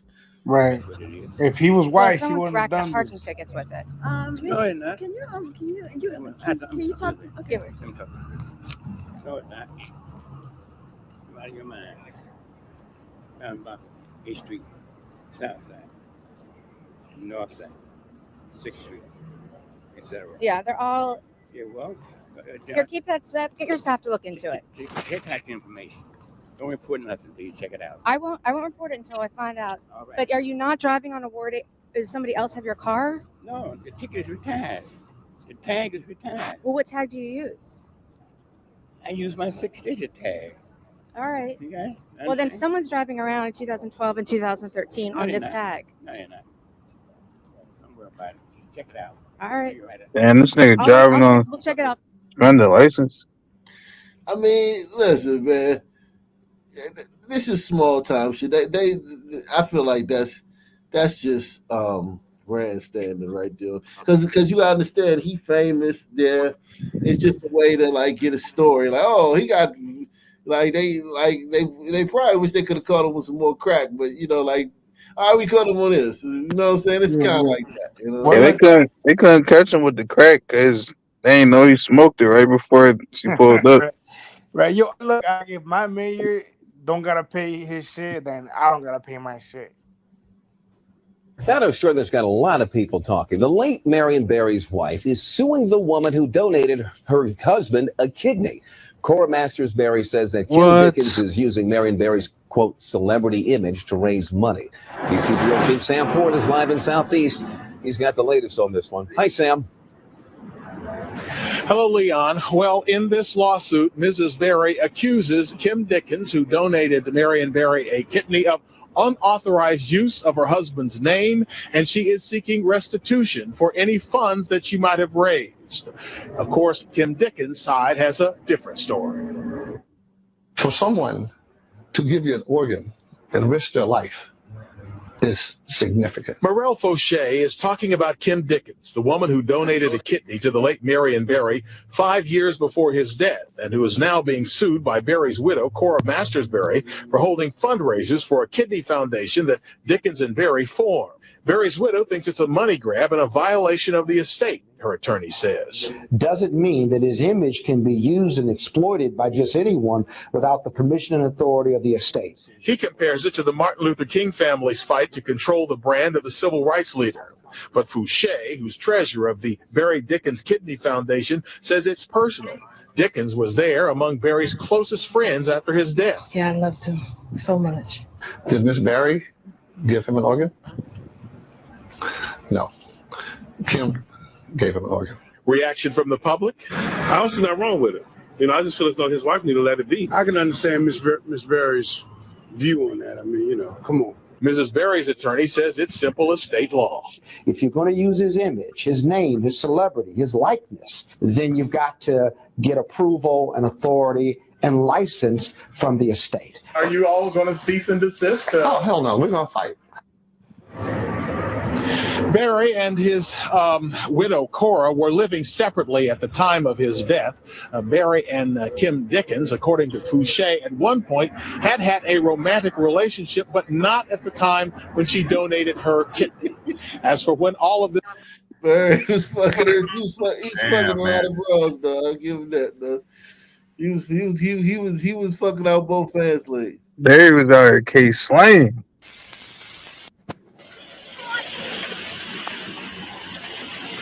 Salute to Barry, man.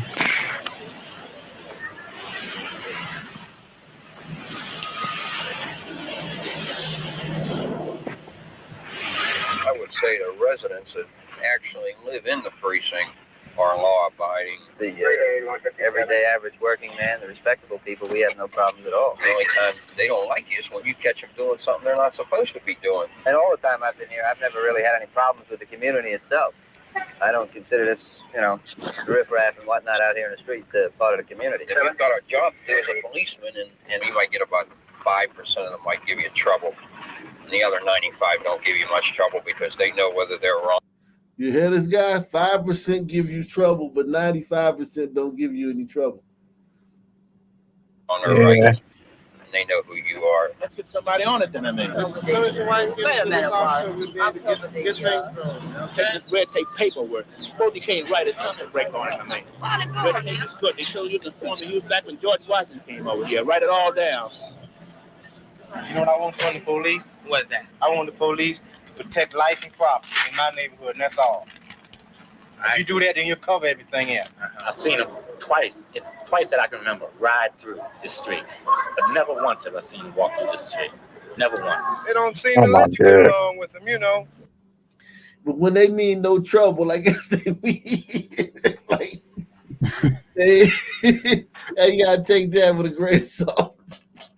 Man, I seen him drive through the street. But why he ain't walk down the street, man? Why he ain't walk up to me, shake my hand, offer to take me out to lunch, man? Yeah, he should have got That's on his why. knees and everything. Yeah, that's why I hate all cops, because they don't walk through the street shaking hands and kissing babies, man. That's why I hate cops.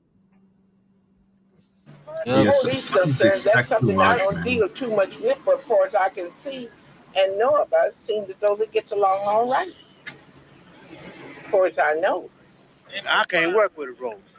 Can't get along, man. I've been fighting Rose there since I was young. Yeah, and they still calling us niggas, man. The real man to ask is the hard-working, lower middle class, father of family black man who really wants it. He's the worst prey of crime than I am. The point is, the rod came through here and messed up everything. It burned everything. And that's what closed them down. The white boys run. They ran. What the? I don't even know what this nigga just said. All those in favor, raise their hand.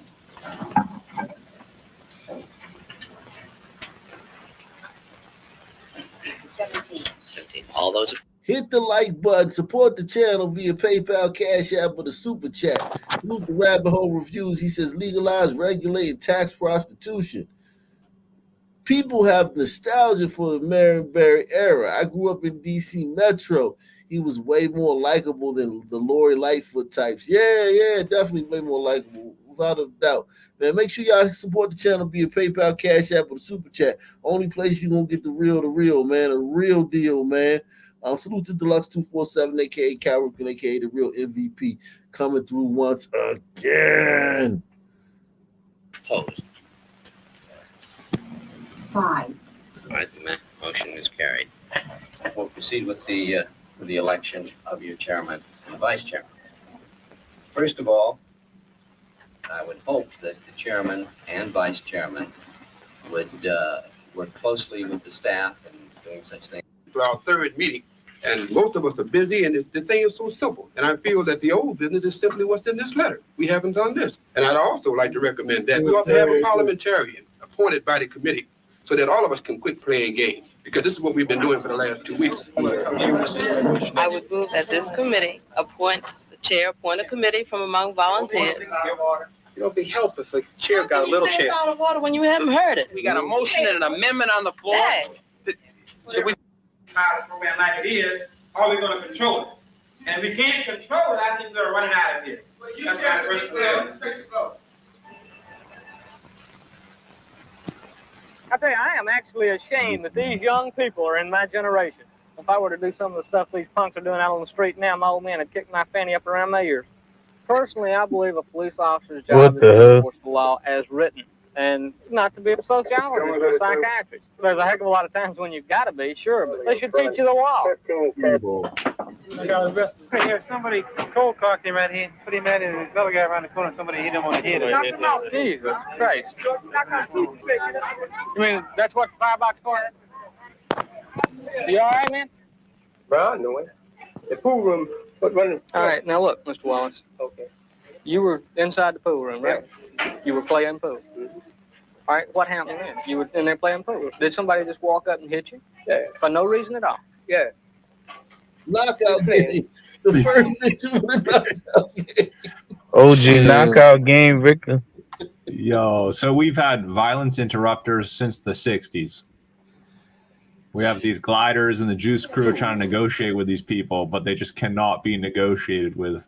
No, they can't. They don't understand. Okay. Yeah. You're going to do this school this Bamalam. Bamalam. Well, what we arguing about? I don't know. You don't know. Yeah. You bound to know why, ain't you? Well, he didn't hit me. Well, all right, I know he didn't hit you. But now you were standing there arguing with somebody. You say you don't know who he is, you don't know who he looked like, you don't know anything. He just hit you. Why?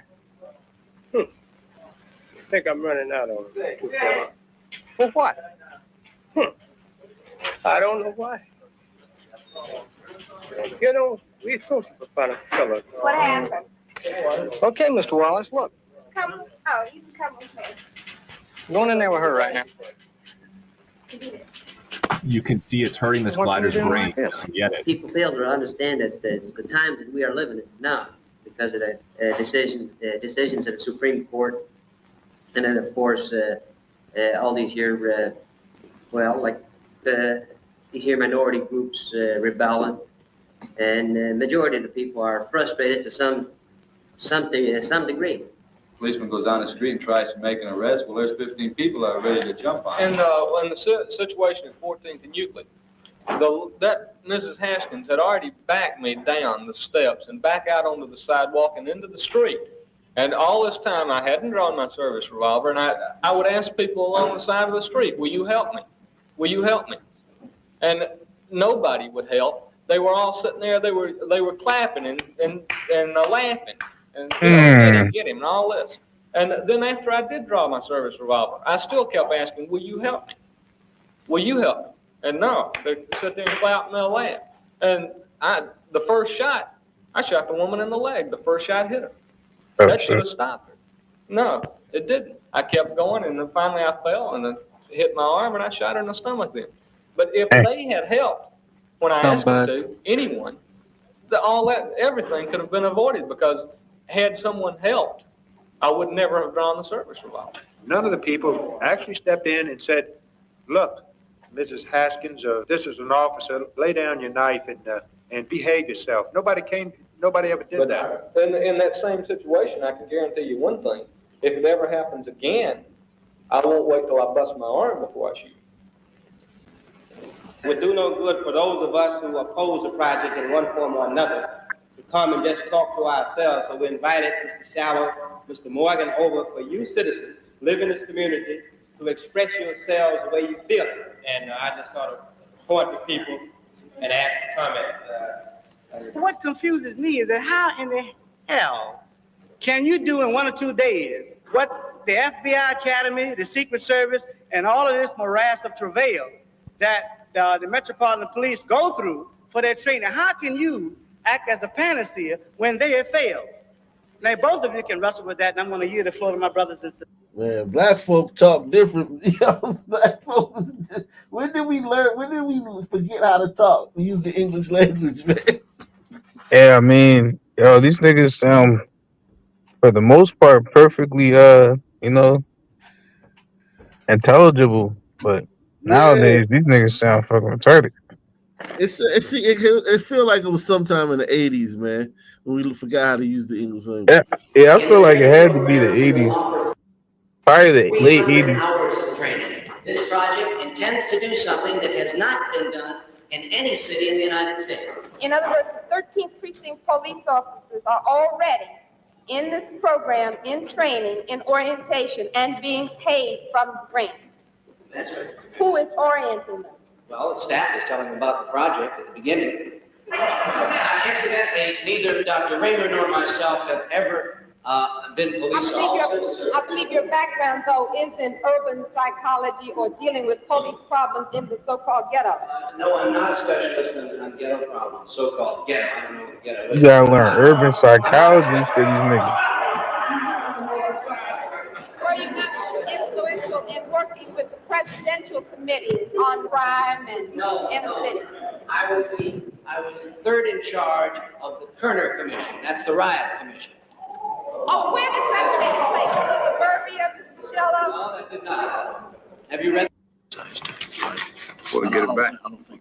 get it back This to is get all a the government shit he agency. was doing, like mediating between niggas and the police, and you know what I'm saying. So it's like people like, you know, look at him like that. You know what I'm saying? More like that person than they do like, you know what I'm saying, the crackhead. You know what I'm saying?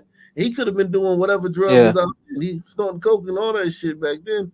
But it's like he got a long history of life that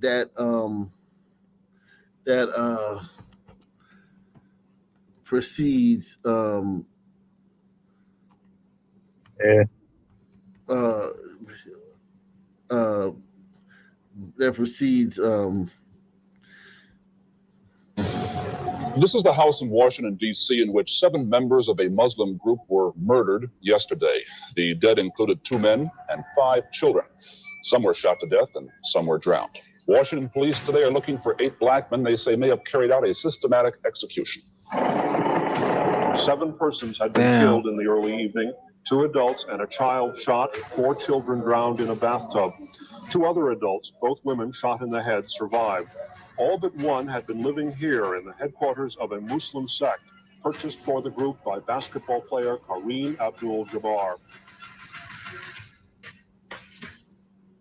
Next to the civil rights era, the late 60s and early 70s are definitely some of the most colorful times of Black American history. I mean, you got Angela Davis, the Soledad Brothers, Geronimo Pratt, the Black Panthers. Now, I won't go into detail. Let's save that for subsequent videos, but let's just say stuff was real during this time period. Black Americans were getting active. So today, let's focus on one of the most brutal What a massacres in yeah, recent history. but different though. They was doing it for alleged causes though back then. Like Yeah, they was civil rights. Well, I mean, they're civil rights activists today too. I mean, there nah, but is some truth BLM to be that. marching. They not Yeah. BLM ain't really putting no working on the police. The Black Panthers, they killed they like were more. dozens of police, dozens of murdered. I'm not talking about like during traffic stops. I'm talking about ambushed police and killed them. Yeah, they were. Well, It you definitely know, seemed like they were more militant back then. well, you know, They he talked actually, about they actually the had aim. they talk better English too. Like you have to understand, out of the civil rights movement produced sons that still kind of had the metaphorical like white man on their ass. You know what I mean? Like, and then they degraded over time to their natural baseline because now like they have nothing to prove. You know, like there's no impetus to like act above their natural level. If that makes sense. Because they got all the rights. Like no one's fucking with them. They can just be sons. Mm. So gruesome. It saw 2 men shot to death, 4 children drowned, and 2 others severely injured. But the story doesn't end there. It gets juicier than a tomahawk steak at Del Frisco's. But before I get ahead of myself, let's get an understanding for who the Hanafi Muslims were. Enter Ernest Timothy McGee. Born in 1922 in Gary, Indiana, he graduated 22nd in a class of 135 at Roosevelt High School. He played percussion instruments and eventually converted to Roman Catholicism. As McGee, he attended Purdue University but left to study music at the Music Conservatory of Chicago. He was later discharged from the U.S. Army on grounds of mental instability. He was also a talented jazz drummer and played with Bud Powell, Charlie Parker, Max Roach, Billie Holiday, and J.J. Johnson in New York City. Now, at some point, he converts to Sunni Islam and changes his name to Ernest 2X. And in 1951, he joins the Nation of Islam. He quickly gained influence and is appointed National Secretary to the Nation of Islam by Elijah Muhammad himself. He was even moved to Chicago to be head of the University of Islam. Both of these positions he held up until 1957. From what I could gather, after being demoted for a bitter dispute with Elijah Muhammad, in 1953, he struck out on his own. Now, here he makes a pivot back to his Sunni beliefs and changes his name to Hamas Abdul Khalis. This was the formation of the Hanafi sect of Islam, which was based off of an Islamic philosophy founded by Abu Hanafi sometime during the late 600s Change the name AD. to Hamas. The Hanafi split the nation in two, stealing some of its members while enlisting other members from a militant It's group of starting to look Howard like an optical University, illusion. forming the Yeah, Hanafi American yeah, Musliman's Rifle and Pistol Club. And in 1971, they converted one of the biggest NBA stars in the world, Lou Alcindor, better known as Kareem Abdul-Jabbar. So these the motherfuckers that got him to change his name. Wow. I Is never that knew just like that. the end point, like of every Sun man's mind? Like it just eventually ends up in Islam? Yeah, I mean, and now I'm thinking about it. Is that the same guys that got to like what's his name, Muhammad Ali and Malcolm X, made them change their It names? was a different set. It was a different. It wasn't the Hanafi. It was actually the Nation Islam that they got him to change his name. Or are these different people? Okay. But This regardless, broke off. Yeah, same don't thing. don't you That's get like to have getting like 4 wives and shit and like all the types of things that Sun men like to do anyways? So I feel like it's like a good match for like the Sun man like psychology. Well, it's Yeah, also or the African religion, even though it's a Muslim, it's a Middle Eastern religion.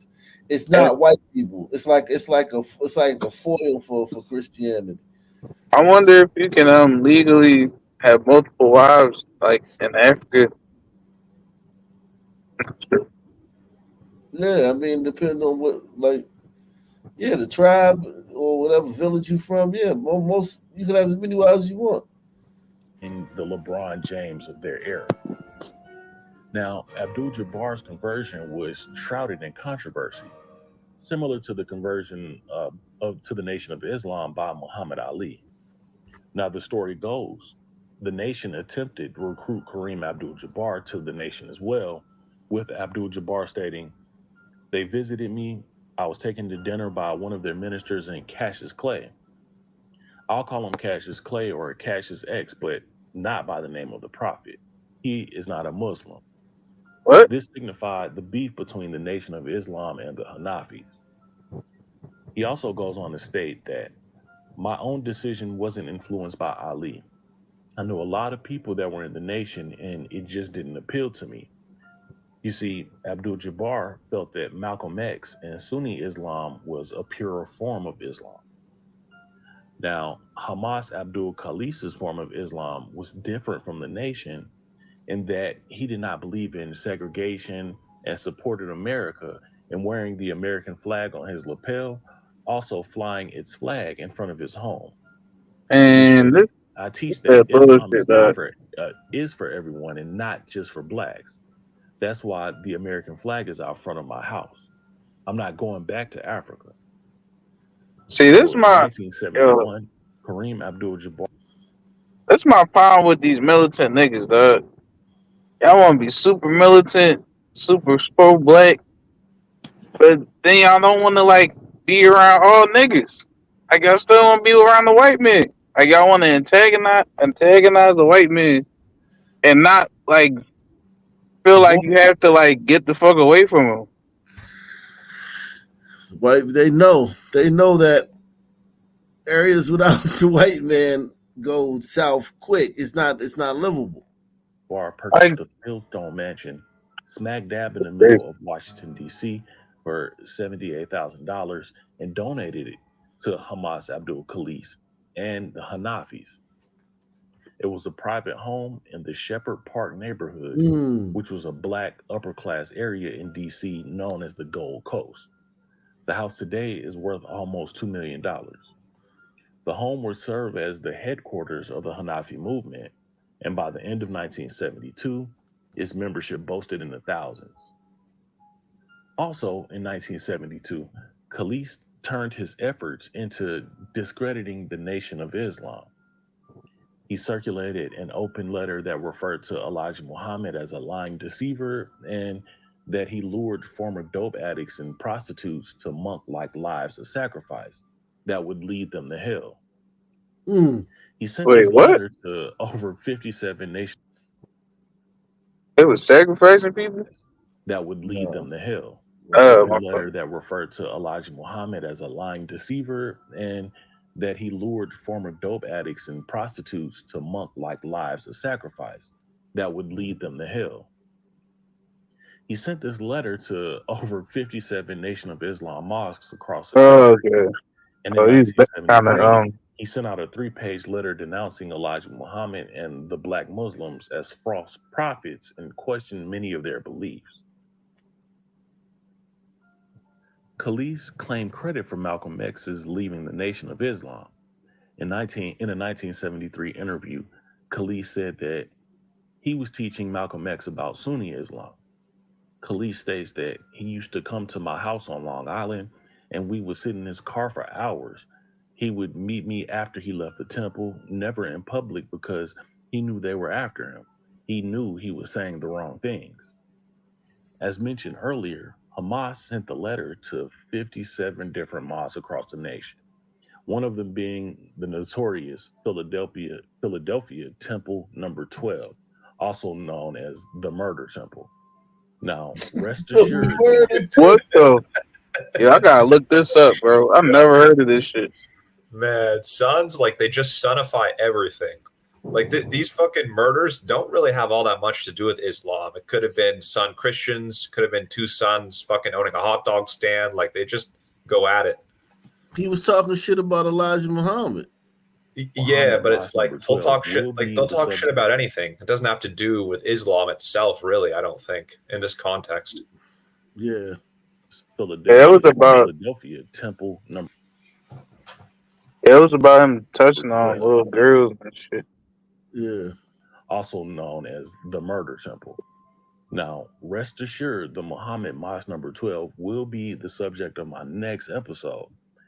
In addition to their members being associated with the death of Malcolm X, they are also accredited with being the driving force behind crime in Philadelphia's underworld and for their association with driving force of crime in Philadelphia's underworld and the death of Malcolm X.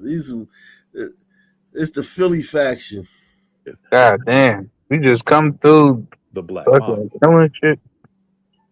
Now, for speaking out against the Black nation, Mafia. Temple number 12 wanted get back. Ron Harvey, an associate of Temple number 12, recruited mosque/Black Mafia members and made a trip to DC to do recon on the Hanafi house and map out an escape plan. On January 17, 1973, John Clark, Ronald Harvey, James 77X, John Griffin, Omar Jamal, Theodore Moody, James 77X. Tribesmen. He looked like fucking goddamn Bushmen. 7 Bushmen. Yeah.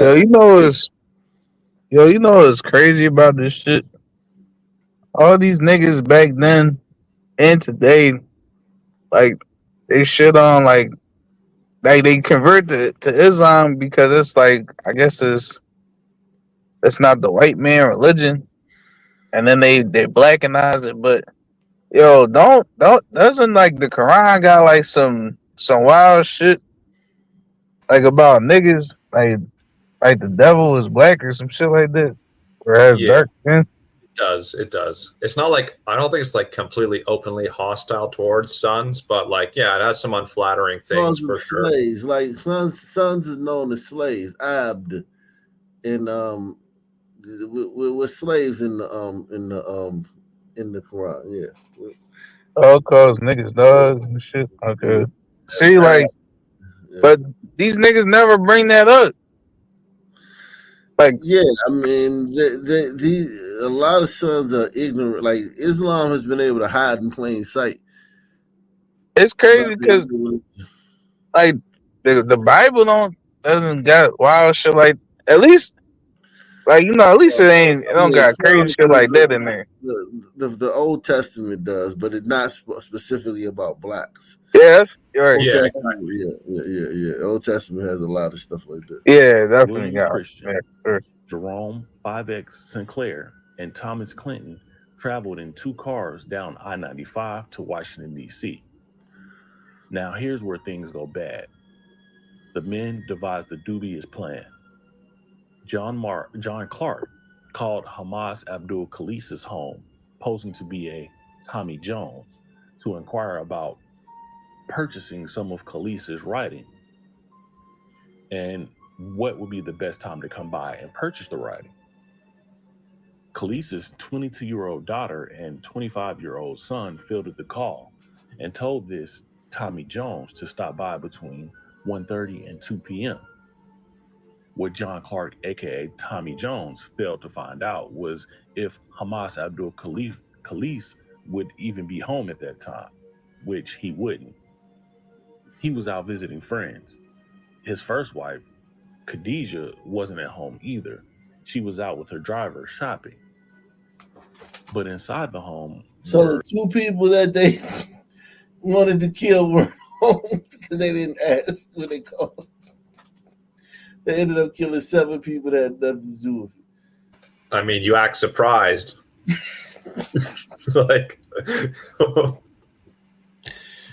their children, Amina, age 22, Daoud, age 25, Rahman, age 10, Hamas's second wife, Bibi Khalees, age 26, as well as 4 children under the age of 22 months.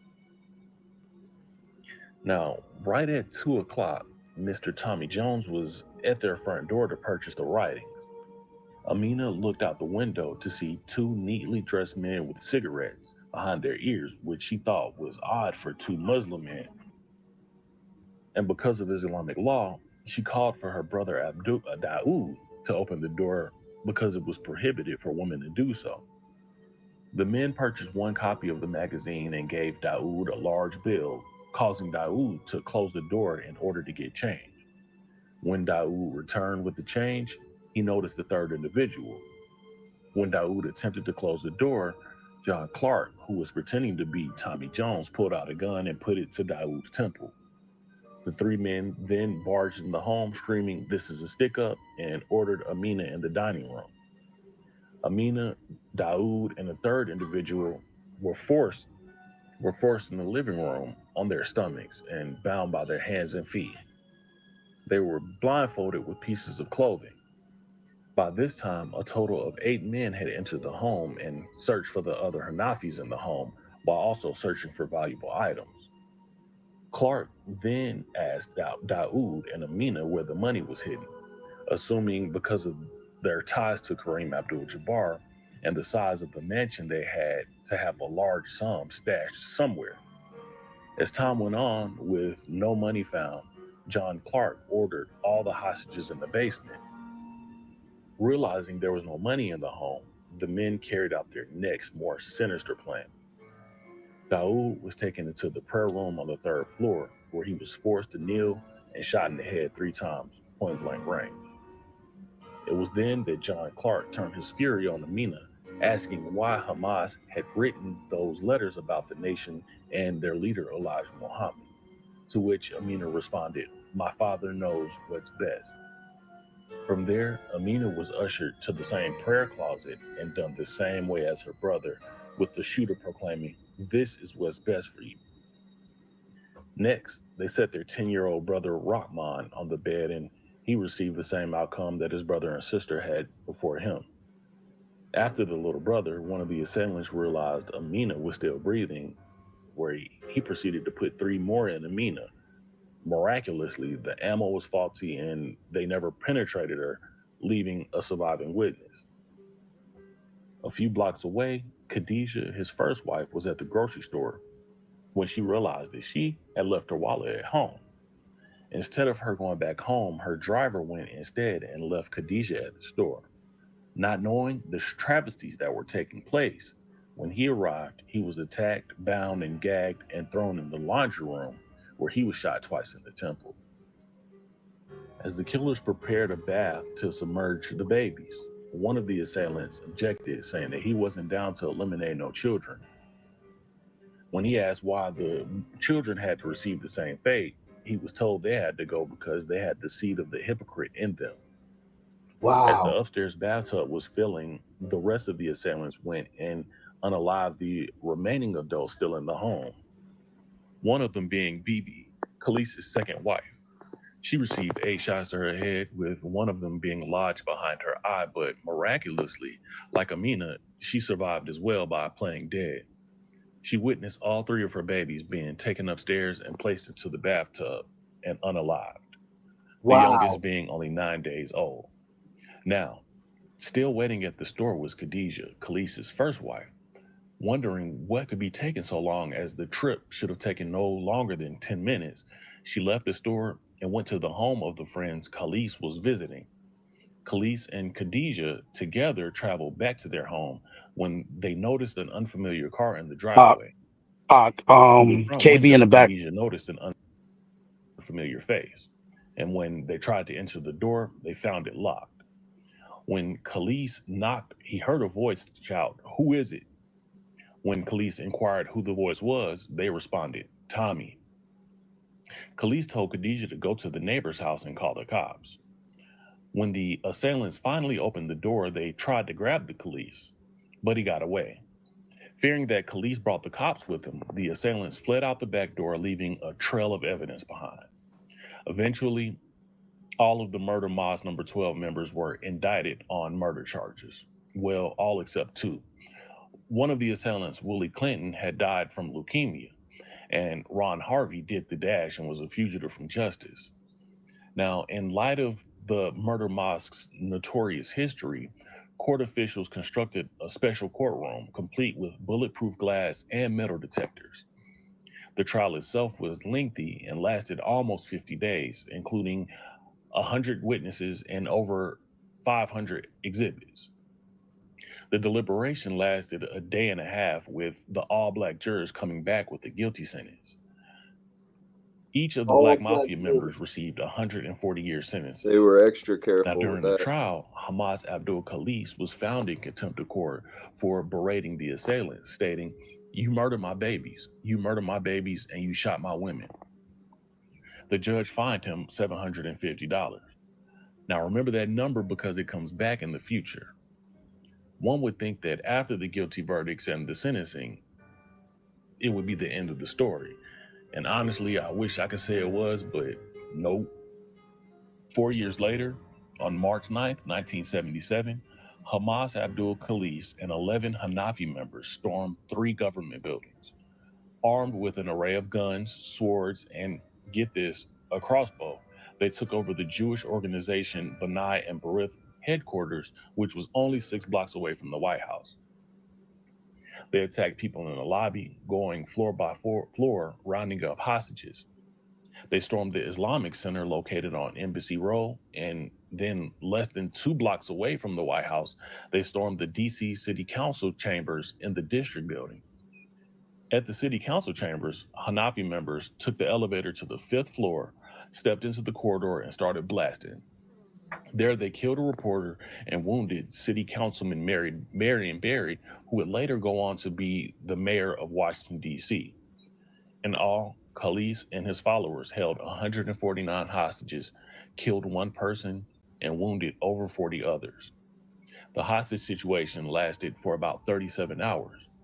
The events were attributed to the 1973 killings at the hand of the Black Mafia, or the Murder Mosque Number 12. Khalees was pissed over the fact that he felt that the punishments were weak for the Hanafi killers. Amina Khalees, Hamas Abdul Khalees' daughter, said the family was satisfied with the police investigation, but not with the judge who tried the case. The family believed the judge, Leonard Brahman's Jewish background, played a major role in the trial. The Hanafis believe Brahman's heritage contributed to Khalees' contempt of court charge and to the resolution of the case.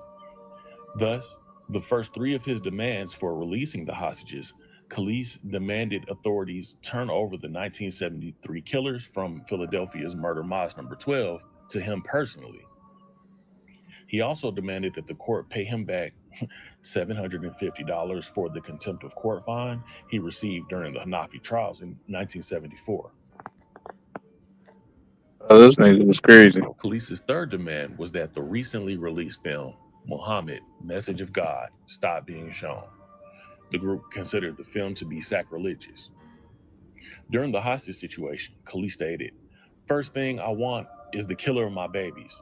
I want to see them right here. I want to see how tough they are. I also want the one who killed Malcolm X too. Remember, they allegedly had something to do with the death of Malcolm X. He also complained about Jewish judges letting criminals go free. One of his cohorts stated that Zionist Jews were behind the Black Muslims or the Nation of Islam. Wow. He later repeated this line of reasoning at trials, testifying that he believed Zionist Jewish conspiracy was in place to take over the United States and the world. Wow. He was on to something. Fish might like these guys for 2 seconds. Right. Salute to Gentle Savage, man. He says, I pretty much never heard any member of the Nation of Islam say anything about the Arab slave trade. Me neither. The attack on the Islamic Center was apparently related to a comment made by an Islamic Center official immediately following the 1973 murders.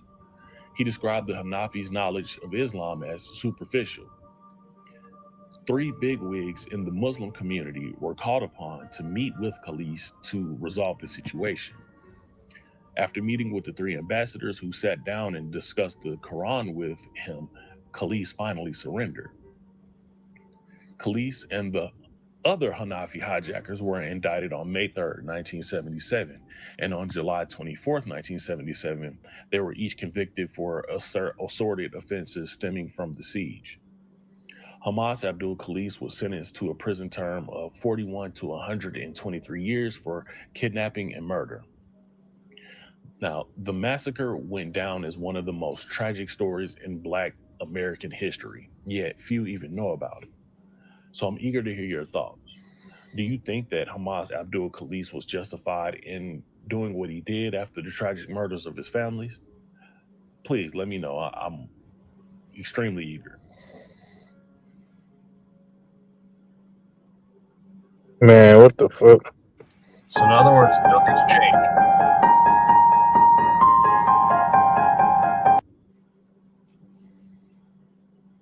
Good.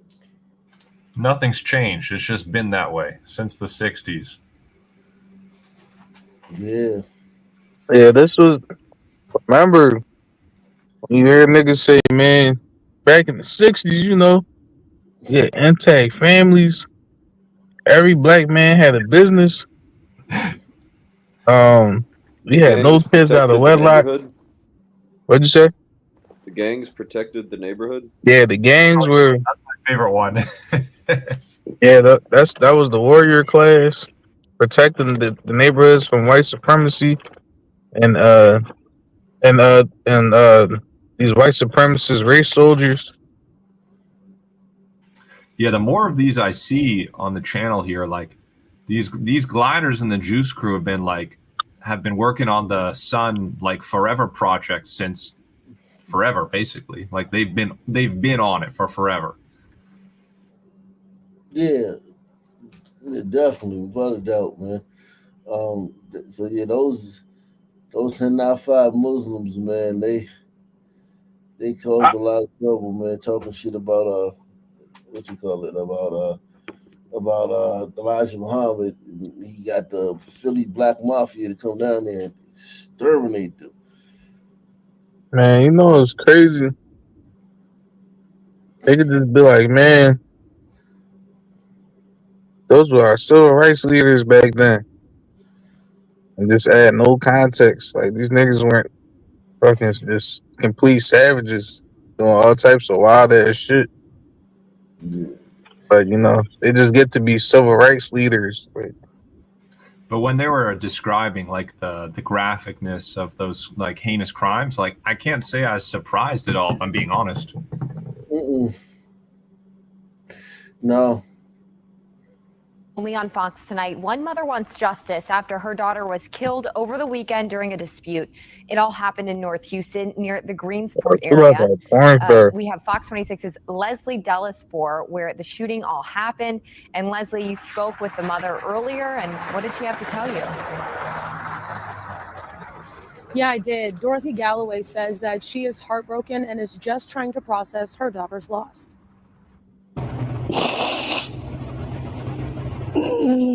These are the tears no mother wants to cry.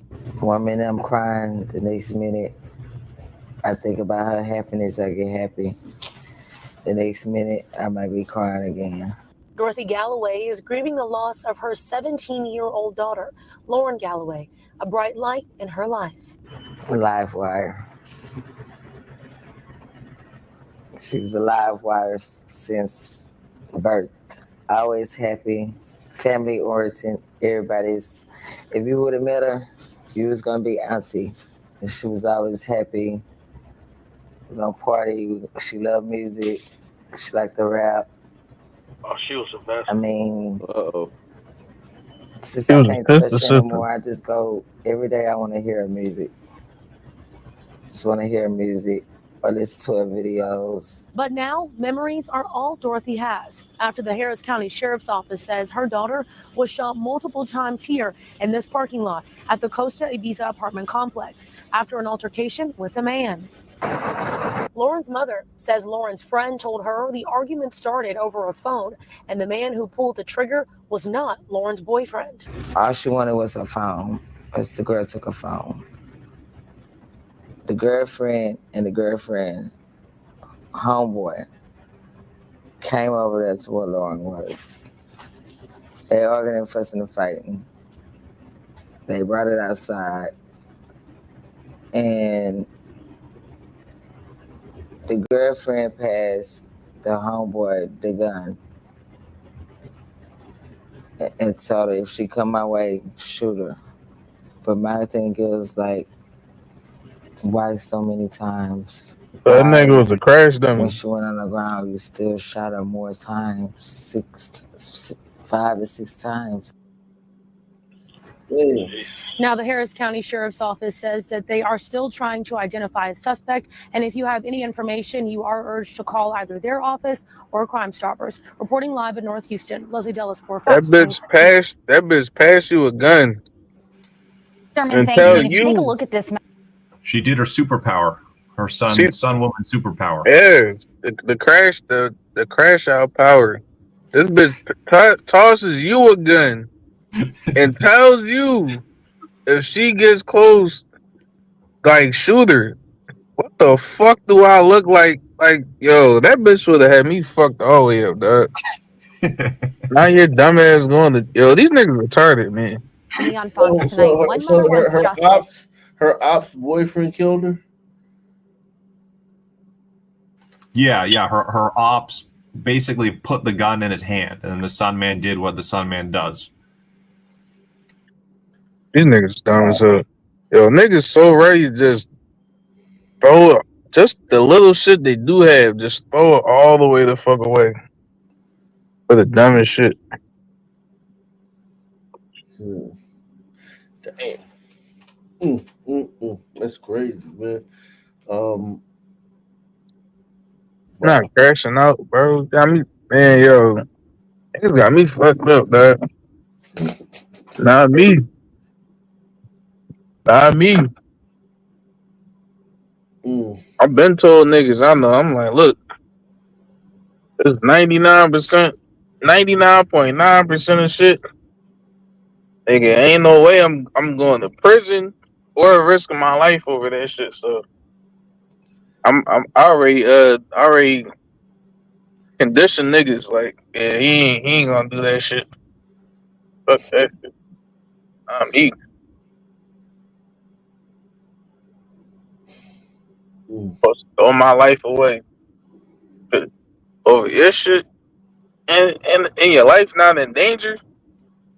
Them niggas fighting over a phone, man. Yo, how the fuck can the IQ meme not be real, dog?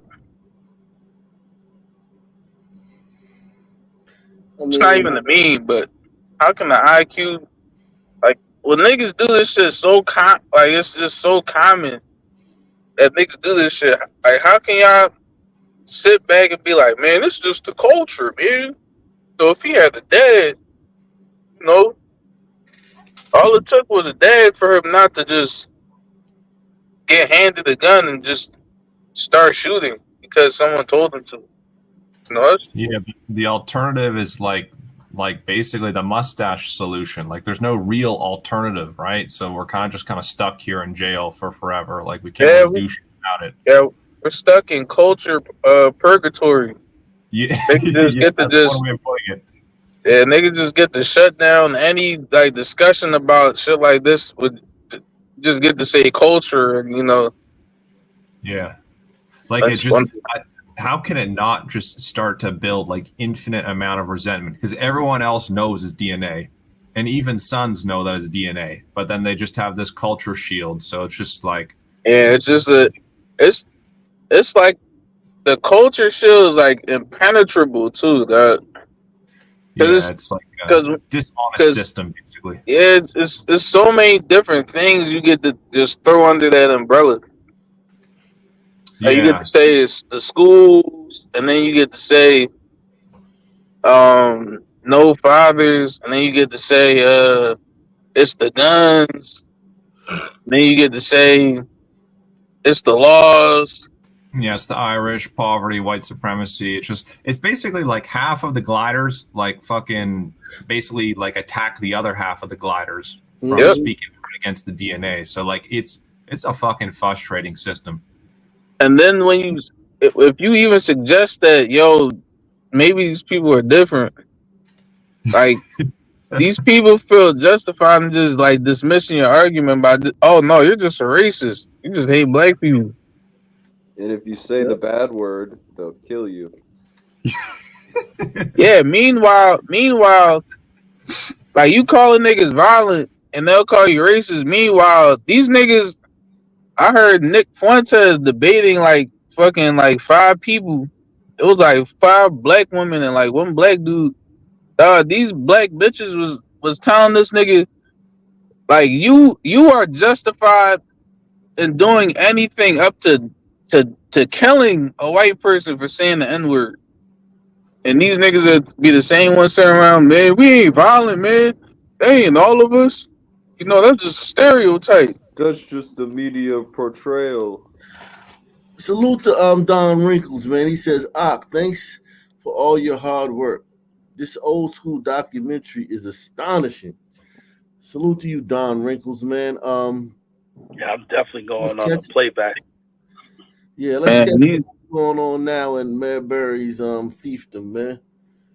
Real quick, he also put on mayors like Coleman Young in Detroit and the mayor in Newark. Like Marion Barry is definitely a pioneer of all these black mayors.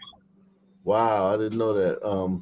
That's crazy. Coleman Young, they say he destroyed Detroit. Breaking news that we first brought you at noon. Tonight, Prince George's County Police are searching for the person who shot and killed a man in a car. Dozens of shell casings littered a busy stretch of road this morning. This all went down near the intersection of Landover Road and 75th Avenue. It's in Hyattsville. Our Leslie Moreno joins us live from the scene. Leslie, bring us up to speed here. What have you learned? This was never called Hyattsville before. This was always called Landover. That they changed this to Hyattsville. That's crazy. Hey, Simone, good evening. Yeah, that shooting happened here behind me, as you mentioned, at a very busy intersection right across. You can see over my shoulder that funeral home. I spoke with an employee there. He says they were in the middle of a funeral when those shots rang out. He tells me people ran and ducked for cover. Take a look for yourself here. We counted at least 60 evidence markers. The Prince George's County police officers were told they were first called to the 75th Avenue of Landover Road here just before 9:30 this morning. When officers arrived, they searched the area and found a man shot inside that car. Detectives spent all morning combing through the area and talking to witnesses. At this hour, the identity of the victim is still unknown. Detectives, however, say they don't believe the shooting was random. We do know so far that we are looking for multiple suspects that arrived and fled in a vehicle, but we're still working to determine the lookout description of that vehicle and the suspects.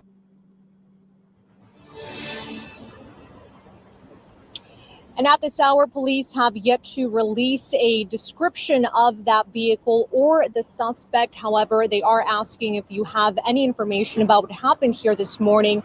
Police want to hear from you. We'll toss back to you in the studio. So a funeral, and one of the attendees gets his. Police from the scene Jimmy in of the a bit, deadly I shooting think. in Landover. News 4's Dominique Moody is live with the latest on what has happened there. Dominique, good morning.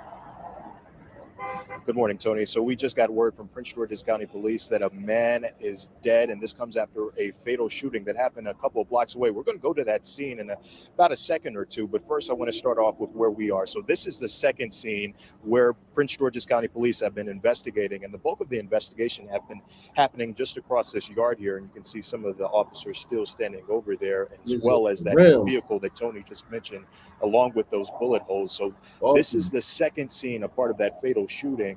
Now, if we can, I want to go to the first scene. This is where police are investigating. This is right up the street. That scene that you're looking at right now, that is Landover Road. And this is showing you a little bit of what investigators have been going through right now. We know that they have dozens of evidence markers that are out there, as we believe that investigators are sifting through that scene to try to figure out if they can get anything, any clues to help with this investigation. We also know that at the Landover Road, that is actually at the bottom of a hill where a funeral home is. So we're still trying to work to confirm if that funeral home, if at all, is involved in this scene and this investigation. We also have video, again, of those bullet holes of that car that police have been kind of working through, trying to see if they can get any evidence from that car. We believe that that is the car where that male victim was shot and then later arrived here at this scene. So at this moment, we know that a man has been confirmed as dead, who was shot, and we believe from Prince George's County Police drove over to this scene and ended up at this gate where we are seeing officers still here, still working through that car, and that is where we believe that the victim. Wow. PG County, man, it's cracking out there, man. The PG County. You know how they have those broken window laws? You know, broken windows policing. Yeah, broken windows policing, where like if you don't take care of broken windows, you can just see the neighborhood goes down in a spiral. If you back up a little bit, you check the spelling on that sign. Look at the way they spelled the word ready. REDDY. Is it any wonder there's shootings going on in this neighborhood? I mean, come on.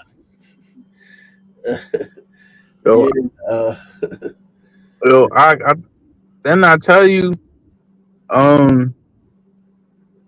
was in the YouTube chat room one time, and they were talking about like violent cities.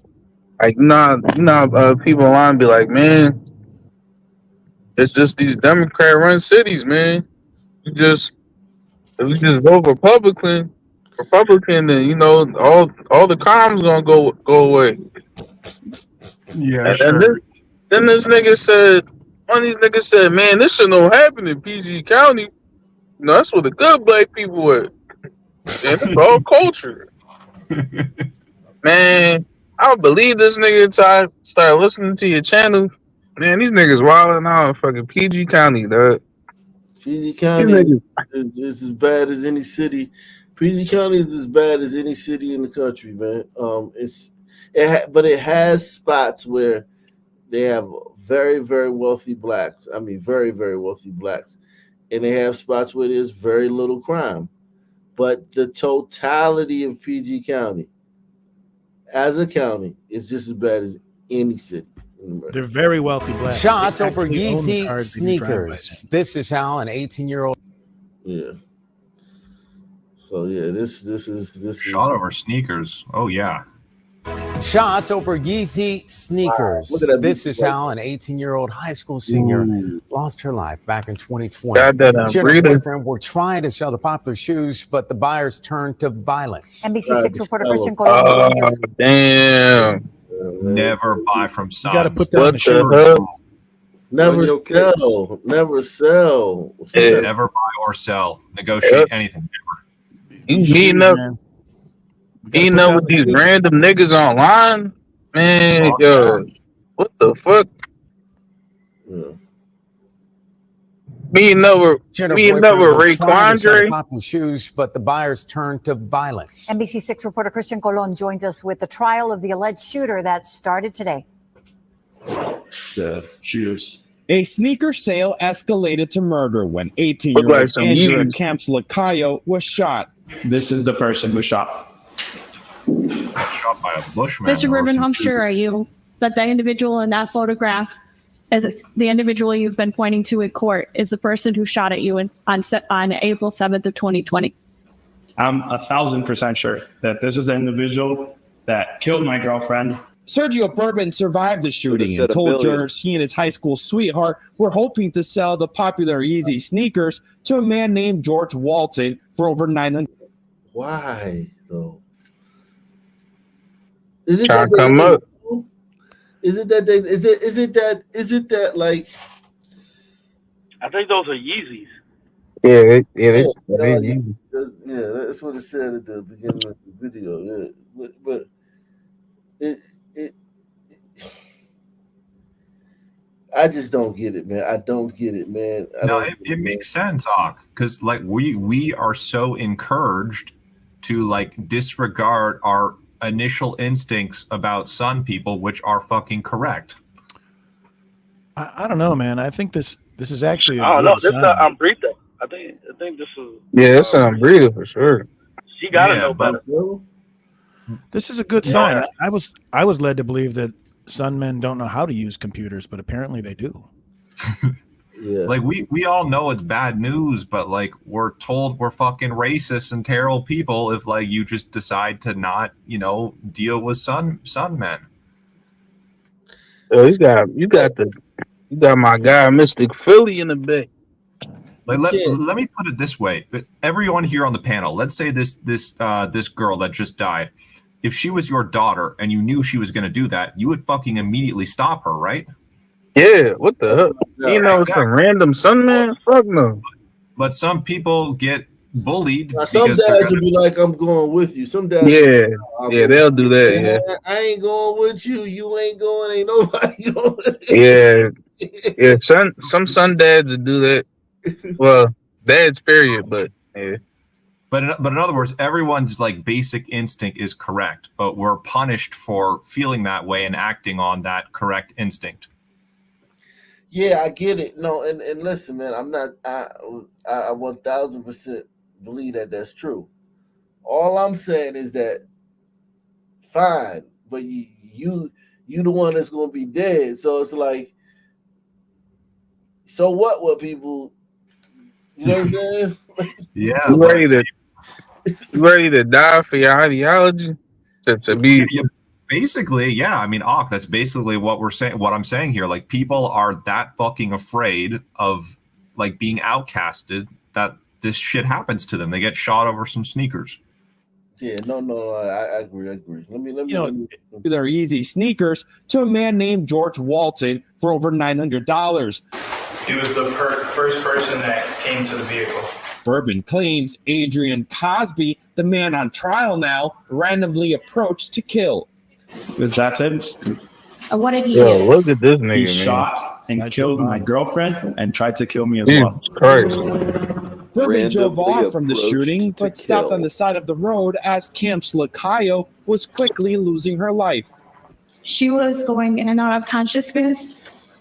And so Oh, nah, shit, I was ladder. trying to look to see, because you were saying that she was shot, and I was trying to see like where it was, and just telling her to get with me, that help was on the way.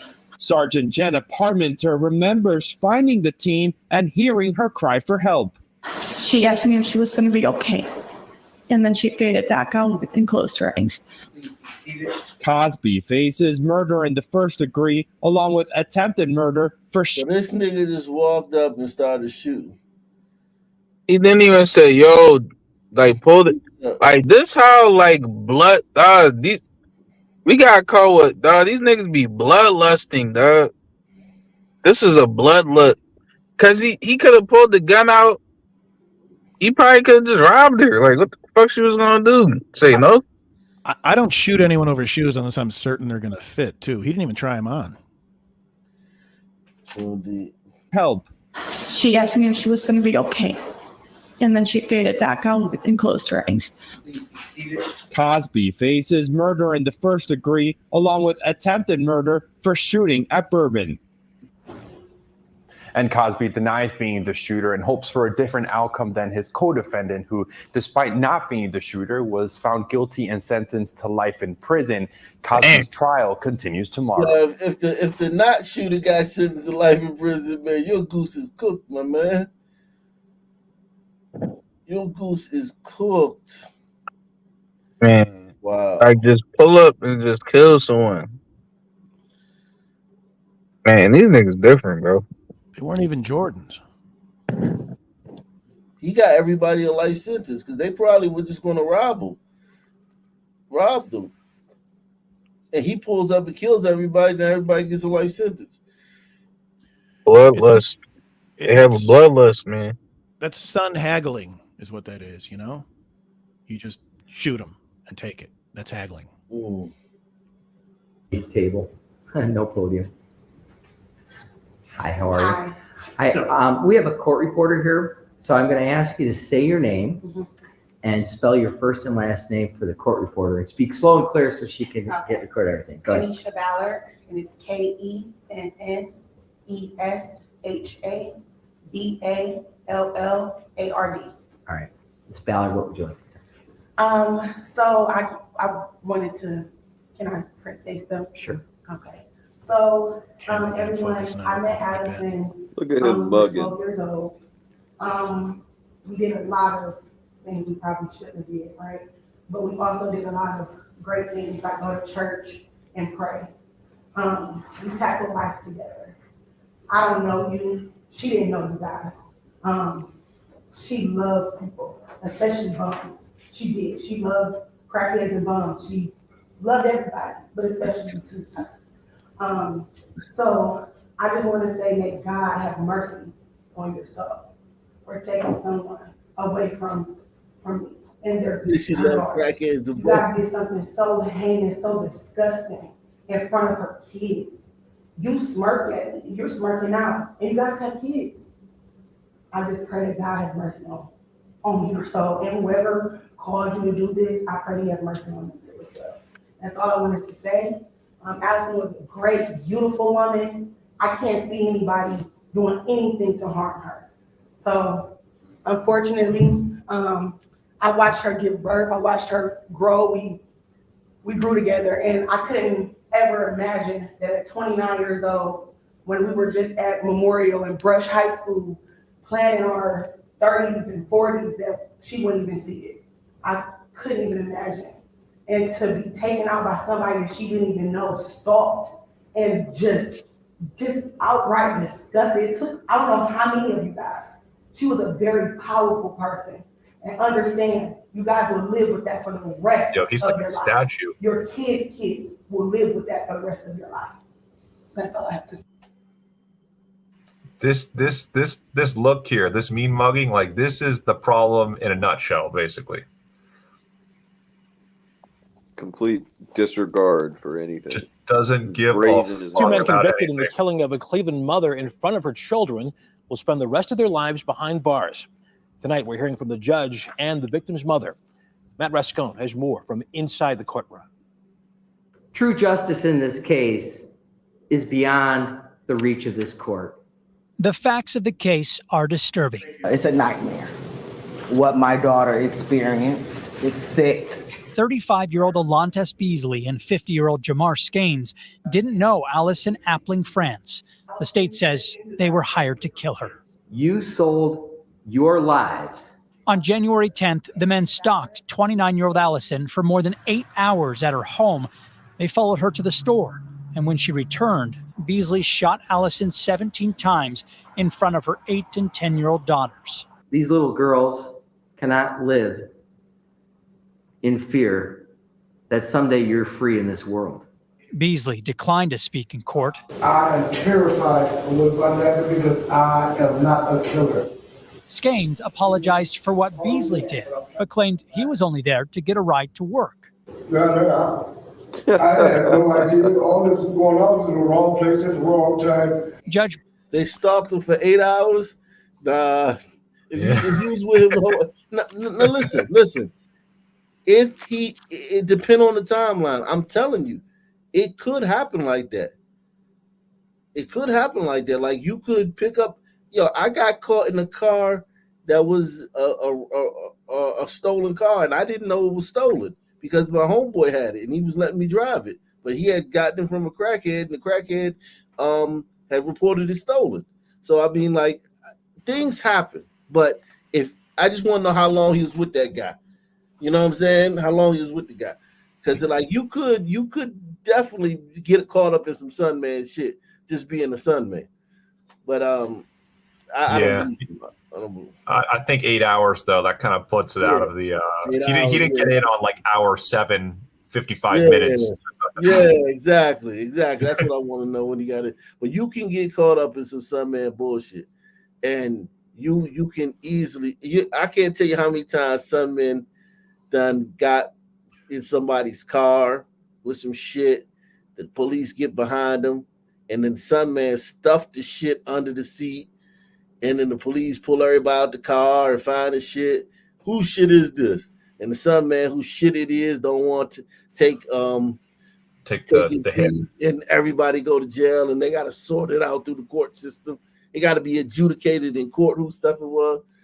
Yeah, man. The Sun car. That's a real thing for sure. I get that for sure. Yeah. Beasley declined to speak in court. I am terrified of what about that because I am not a killer. Skanes apologized for what Beasley did, but claimed he was only there to get a ride to work. I had no idea all this was going on. I was in the wrong place at the wrong time. Judge Brendan Sheehan didn't buy that argument for a moment, pointing to evidence that showed he was with Beasley the whole time. The fact that you stood here and tried to act like you had no idea what was going on is disgusting to this court. Authorities are still searching for a third suspect, 44-year-old Clarence Bennett. But in court, the state and family's focus was on Beasley and Skanes. Heartless, evil, weak men. And working to get the longest sentence. Keep them from us, please. From society. Who hired these guys The to kill judge agreed and sentenced the men to life in prison without the possibility of parole. Allison's 2 children are now living with their grandma. They better hope the Innocence Project is around in 20 years. Yeah. Who and why were these guys hired to kill her, though? Did they get to that? Yeah, I don't know if they. I was trying to figure that out, but that's the next chapter. They got to catch the third Sunman to get. That's the DLC pack. Like we got to wait for that shit. No podium. Yeah, that is very interesting. Who would want that girl killed that bad? Let me see. I don't know. If someone has 3 people trying to kill you, maybe. Yeah, that's some. Is this it? Queen's Assignments? No, that was this assassination of Cleveland mom. Man, got a phone. Yeah, who the fuck? Why would somebody go through all that to kill just some random chick from Cleveland, man? That's a lot to go through, man. No, It's definitely a backstory behind this. Could be a neighbor dispute, a dirty look during church, anything. Yeah, it's a dispute.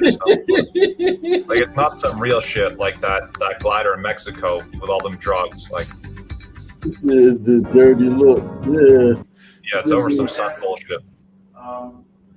Because in this case, the witnesses were her own kids who saw this all happen right in front of them. It's a dirty look.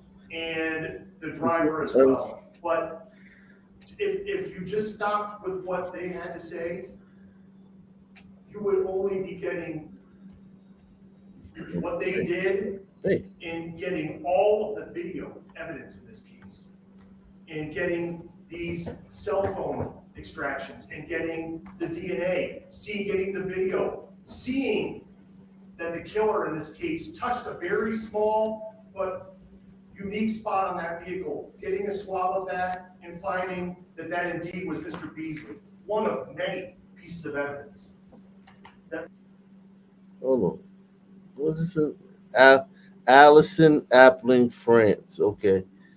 Allison.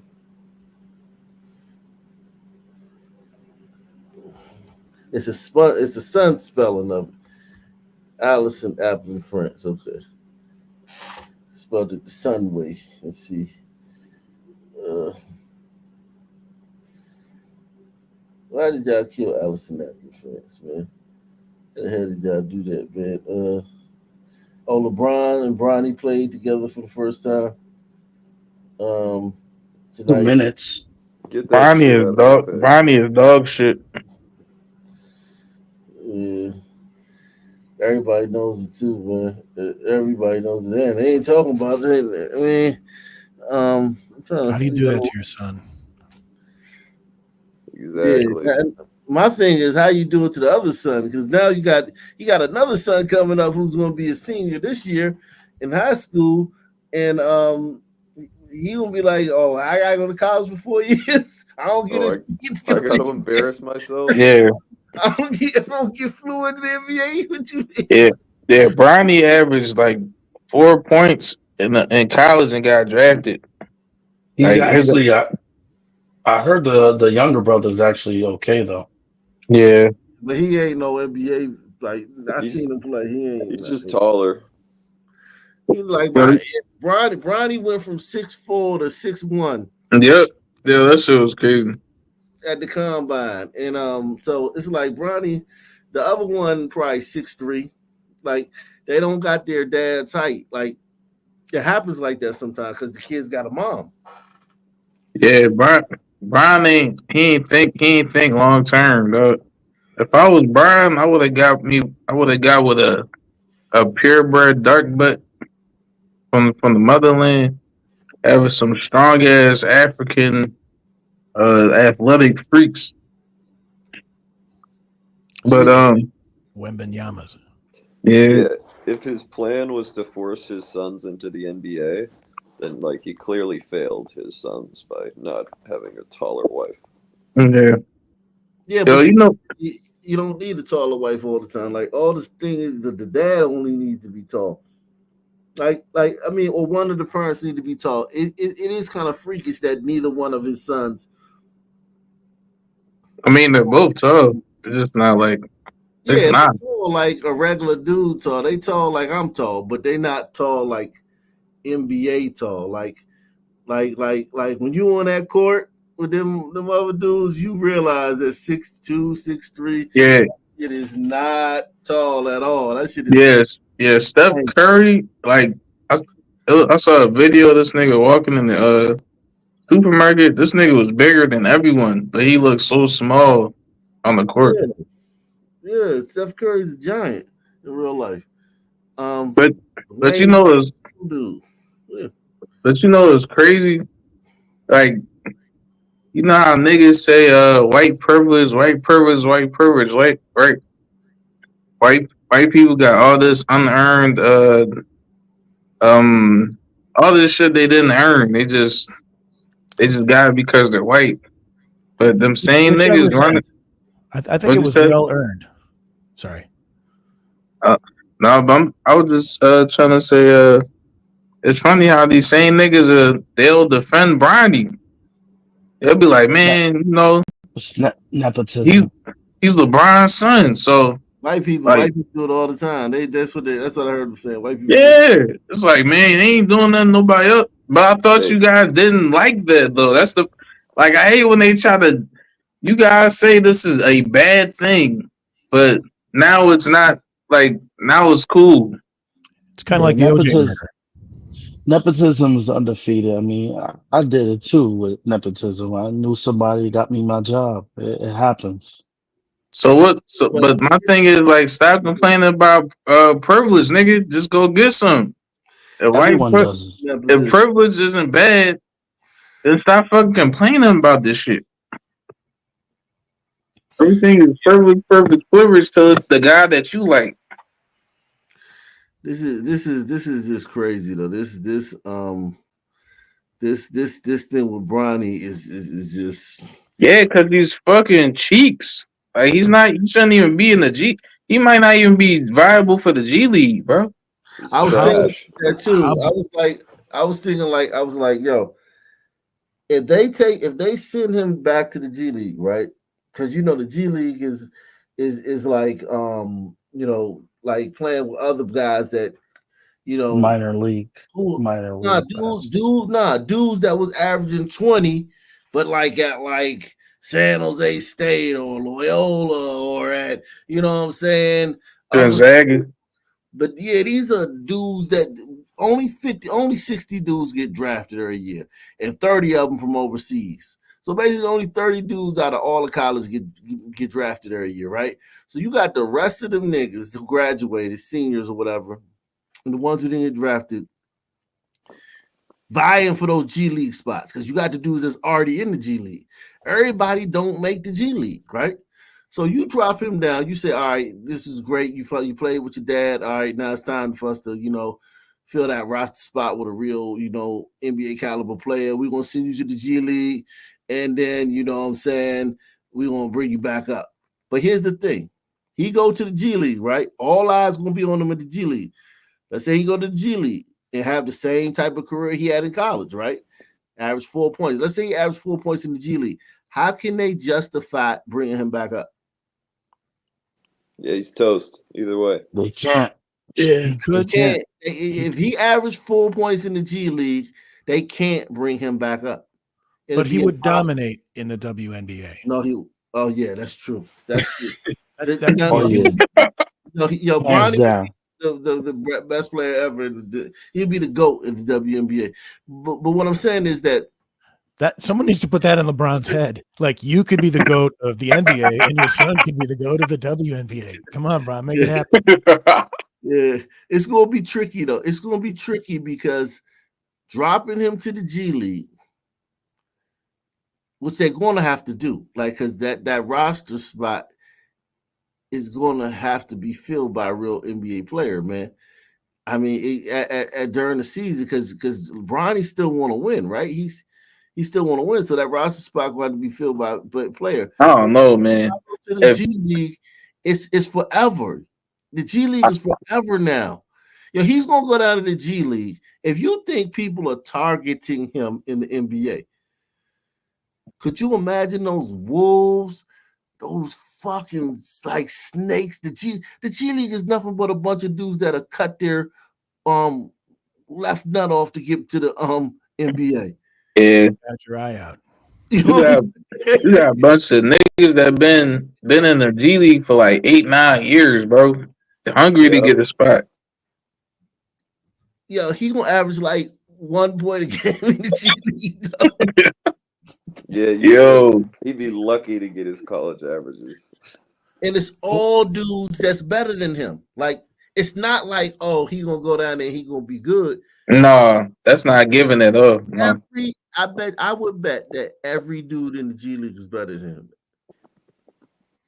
I think this makes him son father of the year that he was able to get his kid this job. But my thing is, if we all know that, right? I think LeBron is shrewd. I don't think he's gonna let his son get his ass whooped in the G League and then get roasted. How can he stop?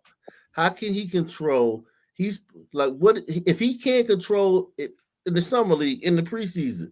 He couldn't control nothing in the summer league or the preseason. How's he gonna control what happens in the G League? No, I'm saying I don't think he's gonna let Brian his son go down there and get it really exposed. This gonna be the 12th man on the end of the bench, not playing every night. And injuries happen. Here's the thing, though. This is the thing you understand. Through the course of the year, injuries gonna happen, right? Unexpected things gonna happen. Anthony Davis gonna get hurt, right? He gonna get hurt.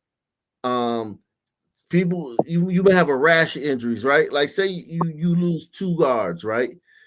Let's say D'Angelo get hurt, and then the guard behind him get hurt, and they both out. D'Angelo out for a month, and the other guard is, let's just say, he day to day, right? But they're gonna need the further testing. So now you got 1 guard on your roster, right? And Bronny, you got 1 guard. Damn. Yeah, right? you fucked up. Yeah, you fucked all the way up. Bring up because remember, you still trying to win, right? Yeah, allegedly still trying to win. You gotta bring up another person on a 10-day contract just to bridge the gap. So while you bringing the other person on the 10-day contract, you gotta free up a roster spot, right? Yeah. So then you move Bronny down to the G League. What you gonna have him not play? You gonna have him just sit? You gonna move down to the G League and have him not play? And then because if he play, he gonna go out there. He gonna listen, man. I'm telling you how it go, man. It's a Shark Tank down there, man. You got dudes that literally know. Looking at this situation. Think about if you're an NBA player, you're looking at Bron, you're like, damn, this is fucked up that he's in the NBA with us. You got dudes in the G League like that dude's in the NBA without us. You know what I'm saying? Yeah. They got a whole different mentality. They like, yo, that dude in the NBA, and I've been down here struggling. I'm 10 times better than him. It's different than a dude just being like, oh, look at Bron. Bron got a little son on the fucking bench, man. That nigga suck, man. Laughing and shit. I'm a millionaire. I'm just sitting here laughing at Bronny to where I'm like, literally, I'm like a thousandaire and shit. And Bronny got a fucking $17 million contract. And I'm down here and I got him right in front of me.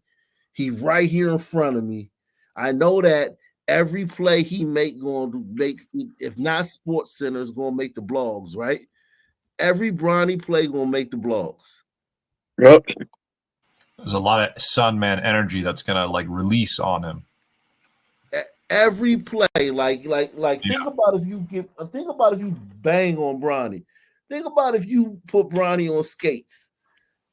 You might not make Sports Center top 10, but you gonna make all the blogs. Yeah, you gonna make Twitter top 1,000. Every joint gonna. Yeah, that would suck. I would not want like a bunch of. You don't want like a bunch of jealous like 6'10" Sun Mans that are like, crazy, like trying to like just bang on you like that because you're LeBron's son. Like that's not a fun position. Yeah, you don't want that for sure. Yeah, and it's not even that they jealous. I can't even call dudes in the G League jealous, man. Because like, yo, think about it, man. Like you got dudes from Duke, Indiana, Kentucky that's in the G League. Everybody's not gonna make the NBA. You got dudes that was putting up numbers at North Carolina. They in the G League. For real. Yeah, you got to be playing the person who was one away from getting legitimately drafted. Exactly. You got some kid, you got some dude who literally was like whose spot he took 20 actually points a game at fucking Tennessee or some shit. But but only 60 people get drafted. Yeah, and he was number 60. People got drafted, he'd be in the NBA, but only 60 people get drafted. Are you? Yeah, and he was. This may turn out to be a good. The whole thing may turn out to be good for everyone. Sorry. Yeah, it's gonna be entertainment, but that's why I say I will give you this. Bron may be shrewd enough to do something like this, right? Like if he got to drop to the G League, fake an injury, and he just gonna be in the G League like in name only. And then when it's time to bring him back up, he healthy again. Like maybe something like that. Yeah, I can see that for sure. Yeah. What's stopping why can't they trade him like every year between teams in the NBA? What's stopping LeBron from getting that deal done? Trade him? What do you mean trade him? Like if they just trade him every year to another team and he's just like kind of like a hot potato. No, he wants to play with him. That's the whole thing. Bron wants to play with him. Yeah, but like once it becomes clear that like that just doesn't. That's not like he's going to retire, right? He can't do that for forever. But could he potentially just have his son traded? Retires, yeah. Then yeah, Bronny's done. But I mean, like, yeah, he's done once LeBron retires. But this is all like so LeBron can play with his son. The good news is, after all of this, we never, ever again have to hear LeBron complain that he didn't get the help he needed. I mean, your son, man, and you still. He'll I never mean, we don't. stop. LeBron doesn't even have to do that. He got his like, yo, these niggas worship LeBron, dog. Yeah, He got a goddamn cult, bro. He a cult leader, bro. yeah.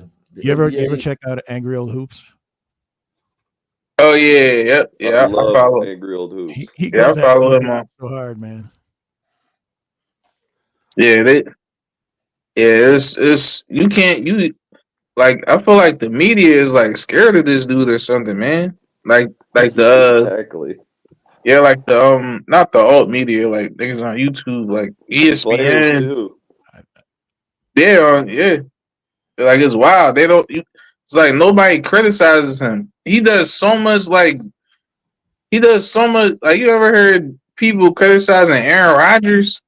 Like they go hard as fuck on him. I don't know if y'all watch football, As long but as he's not on some Diddy tapes, I guess he'll be fine. like they go. I'm in hearing these niggas go so hard on Aaron Rodgers. I'm like, yo, Brian does way more shit than this dude, and he doesn't get like half the criticism. So that's how you know it's like some favoritism or something going on. Well, He's the Rogers chosen gives one. off like kind of like a hint of conservatism, right? So, and he's white too. So they and wasn't he the guy who was against the vax? Yeah, he was anti. He lied about getting a jab. Yeah, they fucking hated him for like a good 6 months. And he I think he was like running or he was doing some sort of like campaigning for what's the name? RFK. Oh, okay, Yep. okay. Yeah, so you know if you're anti-vax, then it's like I don't know why these niggas act like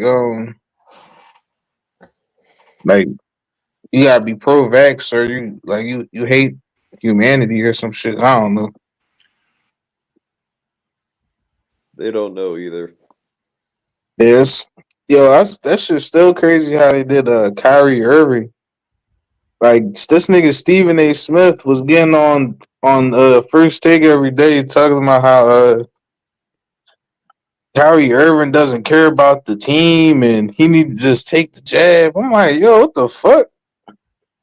Like everybody not just trying to take a jab that just came out. Wasn't like everybody.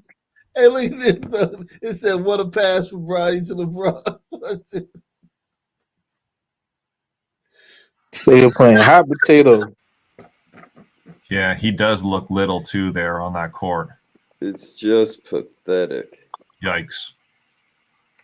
He looks jittery. I mean, that's them jabs. Yeah, he's so uncomfortable, dog. Like it's like he could tell he doesn't belong here with everybody else. Yeah, he doesn't.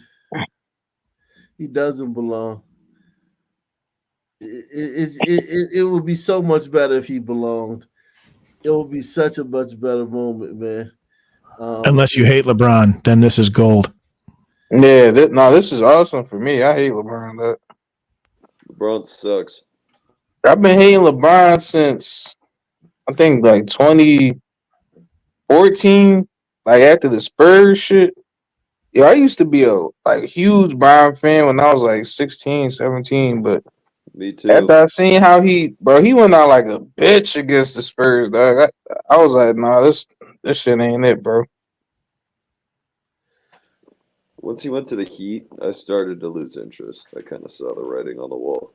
But I could always appreciate his freakish athleticism. Yeah, both these guys. This was realer because Ken Griffey was in the league. You to still be playing in your 20th year in the league, you got to be good. So, and his son is one of the greatest players ever.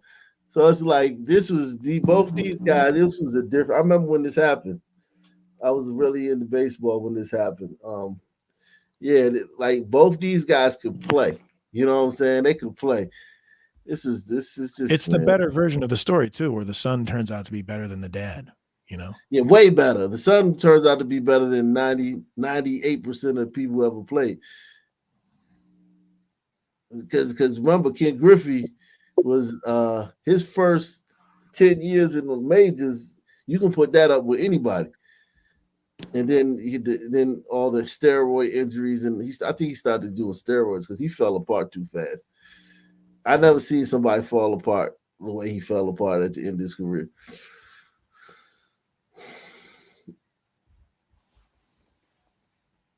But yeah, Ken Griffey was as big as a star, American player, as big of an American born star as there was in the '90s. He was big as he was up there with Jerry Rice, and I don't know about Michael Jordan, but he's up there with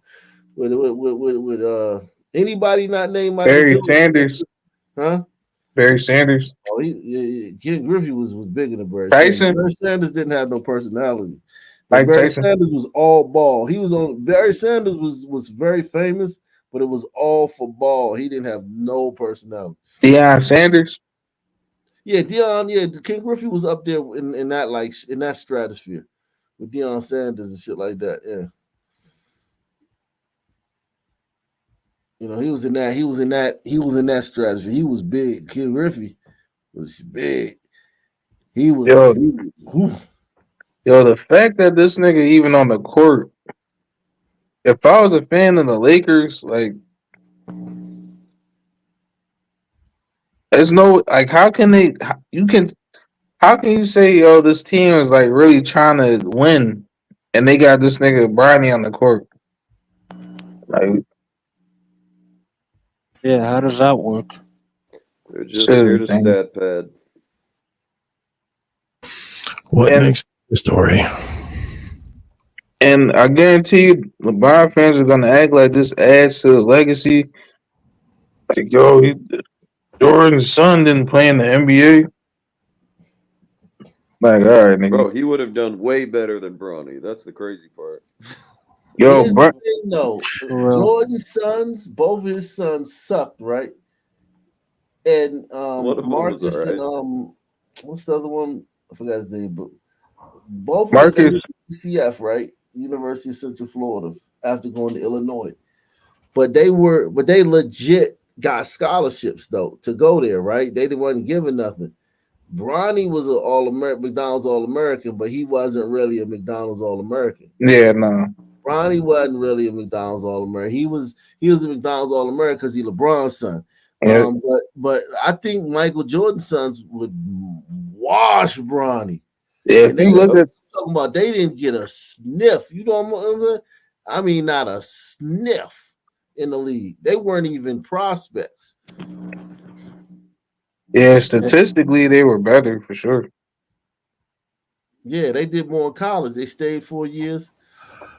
Look at Bron. Look what LeBron did. He got his friend JJ Redick, who kissed his ass. Oh my! Oh yeah! Jesus Christ! I forgot about him. And he got his son on the team.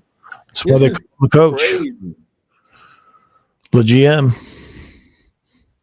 Yeah, this nigga really is the GM, bro. God damn. He's basically setting his son up to be Fredo, though. You know, he's going to be a joke. Yeah, and here's the thing too. Another thing about basketball too, man. Like, it's nowhere to hide you, man. Like in baseball, we could make you a utility player or something like that, or we could, pinch hit you here and there, or we could do something like that, like play you in the outfield, or you know what I'm saying, right field, you know what I'm saying, or you know what I'm saying. But in basketball, man, as a guard at his size, if he was, let's just say he was 6'10", you could put him out there and just, let him just, get some fouls and, maybe block some shots and get some rebounds. At 6'1", man, every night you're going to have to guard like an animal every night. Even Russell Westbrook would murder Bronny. I'm talking about, because I'm not saying because I know people try to say Russell Westbrook isn't good anymore because he's falling off, from his MVP days. Russell Westbrook would beat Bronny, whatever. Let's just say you're playing the 20. Russell Westbrook would beat Bronny 20-0. Now, if they was playing one-on-one. It's nowhere to hide him if you're going to put him on the court. It's nothing he can do either. It's not even like he can shoot. Those things can't even shoot. He can't shoot, and that's another thing that sucks too. Because if he could shoot, then you could just like, all right, he out there, in case to spread the floor. Even if he don't shoot, he out there to spread the floor. He out there to spacing. He not going to space the floor because nobody going to guard him. It's nothing you can do. You can't hide him nowhere, man. This is gonna be a disaster too, man. Because let's just say he don't play like the next game. He not gonna play, right? Then that's gonna be a distraction. Why is Bronny not playing? Is Bronny in the doghouse, JJ? And then JJ's LeBron's friend, and so JJ may feel like he gotta play Bronny. Yeah, okay, I get what you're saying now. If you have LeBron's what, like 40, right? Or like 38 or 39?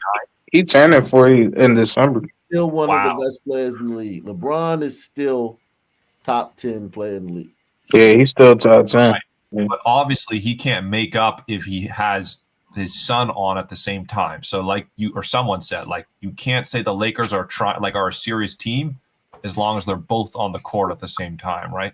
Yeah, if you're playing Bronny, you're not serious as a franchise. Maybe they gave him Bronny so they don't have to give him a championship. If he's on your roster, yeah. If you're employing him, how can you say you're serious? You're a serious franchise. Like if he's on the bench, you can kind of say it, right? If LeBron James is on, but his son is not, you can be like, all right, it's justified, kind of, right? But yeah, if he's on the court, it's like almost going against like the shareholders. Like you're not even trying to be a profitable business here. And then this nigga like getting in games and shit. Like what? This is gonna be ugly. Because also the thing too, once the wheels fall off, because everybody was treating them with kid gloves in the media, right? So it's like, and you know how the media do, they build you up, and then they take you down. So right now they're riding the wave of Stephen A. Smith and Shannon Sharp and this one over here, Nick Wright, and everybody is like, oh, this is just allow it to happen. He just, why is everyone trying to hate on the kid's dream? He's just a kid trying. And then it turns. And when it turns, it's going to be ugly. They're going to give him the Joe Biden treatment. Yeah, it always turns. The media will never be with you the whole time. They're always going to turn on you. So it's like, it's going to be ugly, man. And you see the same thing with Donald Trump. Everybody, they turn on everybody. They're going to turn, and it's going to be ugly. It's going to be real super ugly. You got your friend as the coach, and then your friend has to make decisions. He's got to win too. Because the one thing about JJ Redick is, he got a job too. He got to win. Yeah, a lot of conflict of interest here. LeBron James has created for himself. Yeah. Like everybody, the GM's got to answer for that too. Now, like, hey, like the scenario I told earlier, like you start getting injuries at the guard position. Hey, GM, what's up? What you gonna do? You gonna drop Bronny down to G League and bring in a real NBA player? I mean, you guys are only 4 games back from a playoff spot. If you guys or some shit like that, whatever, or you guys are 2 out from a playoff spot, you gonna bring in a real NBA player, then it's like, then it's like you on the line. Now people talking about you, and then somebody then all it takes is one old Laker player, great to be like, yeah, I think Bronny, what is Bronny doing on the team? And then that'll open the floodgates for everybody else to talk, everybody who's been holding back, who've been trying to be politically correct, then that gives them the license to say what they really feel. Yeah, so it's a solution. He's got to fucking get a jump shot. And it don't work like that either, man. Because I'm looking at him playing. Because here's another thing too that people don't understand too. When you a ball player's son, ball player's kid, it's just like me. My mom's a writer, right? When I was young, I had I was trained in reading and shit and writing just from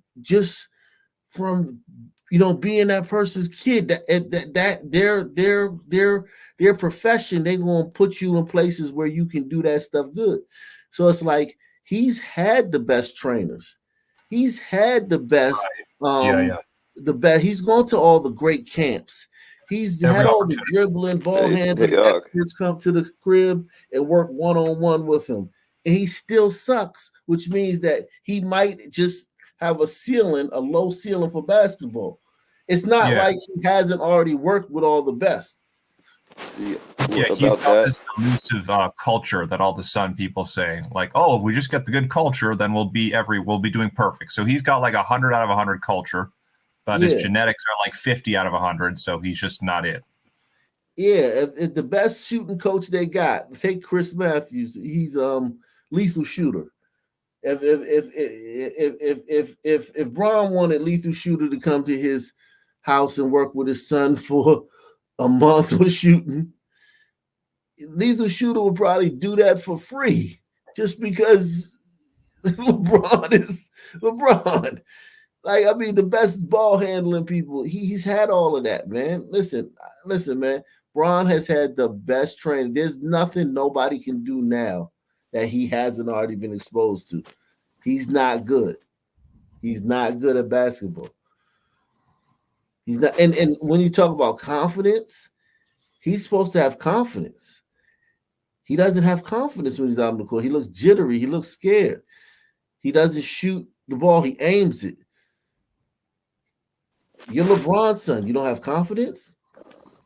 So Bronny has just a terrible basketball IQ, and that tells me that he's never really had a coach that like actually taught him things. He always had a coach that was worried about what LeBron thought about him, not teaching the kid how to play basketball. If he's got a bad IQ, because I haven't watched him that much to know what his IQ is, but if you let's just say you're right, he's got a bad IQ. That's bad, man. Because his dad's got a very high basketball IQ, and it's like you can't teach that. You cannot teach a basketball IQ, especially this late. This is going to be bad, man. This is going to turn out very ugly, and I guess we're gonna cover it, man. We're gonna cover it. We're gonna chronicle it, man. I guess that's all we can do, man. Just chronicle it, man. Hey man, I'm loving this shit. Every time you drop like 0 points or 2 points on like 2 of 20 shooting, I'm in the house rubbing my hands together like Birdman. Never take 20 shots. Let's just say he go 2 for 20 over like a 5-game stretch, right? Yeah. He'll never take 20 shots in a game. Nah. Let's just say over 5 games he's shooting 2 for 20, right? And he getting cooked on defense. Now let's just say it's plus minus, right?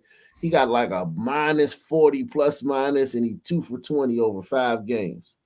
And they gotta justify, you know what I'm saying, not only keeping him on the roster, but giving him some minutes. That's gonna be crazy. That's gonna be crazy. And then anonymous sources say an anonymous player from the Lakers has said such and such. And yeah, I've been saying how frustrating it would be to work so hard as to get to the NBA, and then you have Bronny on the court, and you're expected to pass him the ball. Like, I wouldn't pass him the ball. This is going to be really hard for Bronny unless he's lucky enough to experience some form of racism. Yeah, like a white person, a white analyst. Yeah, that's what white analysts have been very strategic with this one. Most white analysts have said the right thing about this. Like he's just a kid trying to live out his dream. Yeah, no, white analysts haven't. Yeah, they just if y'all keep y'all mouth shut, everything will be all right. Don't say it. Don't white people don't say nothing about this. Just leave it alone. Yeah, we don't want another like Colin Kaepernick type of situation. Yeah, because that literally is the only thing that could like, and you don't have to say nothing racist. All you have to do is criticize him. Yeah. Yeah, but any final thoughts, man? Man, Pray for Bronny. Yeah, salute to you. Salute to the panel. Salute to the chat. I Thank think you Bronny for would have been a better VP pick for Kamala.